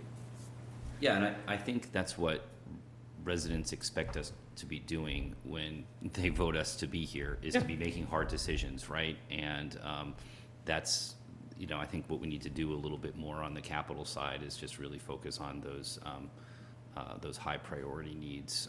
And, in the past when, as Jimmy and Roger were explaining, when there was the HVAC over at the fire station that was a priority, that jumped ahead of the line. When we had Project 10 for the flood mitigation and immediate repairs for Morocco, we needed that then. It had to happen. It was a major issue. We put that out to the voters for a debt exclusion, and they supported it. We just have to maintain that trust with the voters, that we're not just going to have a knee-jerk response and say, oh, we've got $26 million of requests. But most communities do. We sit on too many requests that we can't fund every year, just like, at our homes, right? I mean, there's, more than we can do on a regular basis. And the other problem is that town hall, we don't have the staff resources to be doing, 30 major projects at once. It just can't happen. So it's just, it's part of a kind of a structural problem with being a small town with a lot of needs and really no commercial revenue. Agreed. Yep. All right, well, some progress, so that's good. Okay, and then the last item is in Beth's packet as well, on page 8. Fall town meeting, the dates, it starts on Thursday, November 7th, but the warrant closes first week in October, pretty much, or first 15 days of October, so. Warrant closes September 23rd. Oh, sorry, warrant closes 23rd, and then we have to vote motions. So Monday, October 9th we would normally meet. I'm going to be out of town, so we're looking to potentially meet on Tuesday, October 10th, and then potentially the following Tuesday, because we have Indigenous Peoples' Day, which falls on Monday, October 14th. So I think Patty might be back around with some polling or some updates, but looking to see if we can fit some meetings in to finalize motions on Thursday, the 10th, and then, because we can't meet on Monday, the 14th, having a regular business meeting on Tuesday, October 15th, and then back to a Monday cycle on the 28th, so. The Thursday meeting, I think the intention is that would be the only item on the agenda, is for you to vote the warrant And motions. to vote any of your own motions. So that could be a daytime meeting, hopefully. If need be. Quickly. So just the schedule is such that with holidays and things, it's kind of lining up. We might need a Thursday and a Tuesday. So we just want to get that on people's radar, a couple months in advance. And then, fall town meeting's going to run pretty late, like right up hard against Thanksgiving. But we want to get our motions done. So any immediate reaction to that? I don't see where we can squeeze in more Mondays. We're just running out of them, but. Perfect. You might be away. Try All right. So that's it. Then I think consent agenda or if anybody else has any other business items before we go to the consent agenda. I move that we print. Is this for the turkey trot on the consent agenda? Yes, Okay. it was well vetted by those in the know. I just didn't put two and two together. More discussion on the consent agenda? Oh, the general, sorry. No, go right ahead. I move that we approve the consent agenda as printed. Wait, do we have a supplemental? Do we have a supplemental? Or is it on tonight's? No, this is it. I'm just looking for one. They actually already approved the other two. Okay, I was looking for one other. For the one day. Yeah, remember that's what there's the beginning, yes. Yes. You did, okay. Yes. Sorry to mess up John's motion. The consent agenda as printed. Did we have a second? Michael did. Okay, all those in favor? Aye. Okay, I vote yes. And I move that we adjourn for the evening. Second. Okay, all those in favor? Aye. Excellent. Thank you, It's 10 WinCam. Thanks, o'clock. everyone.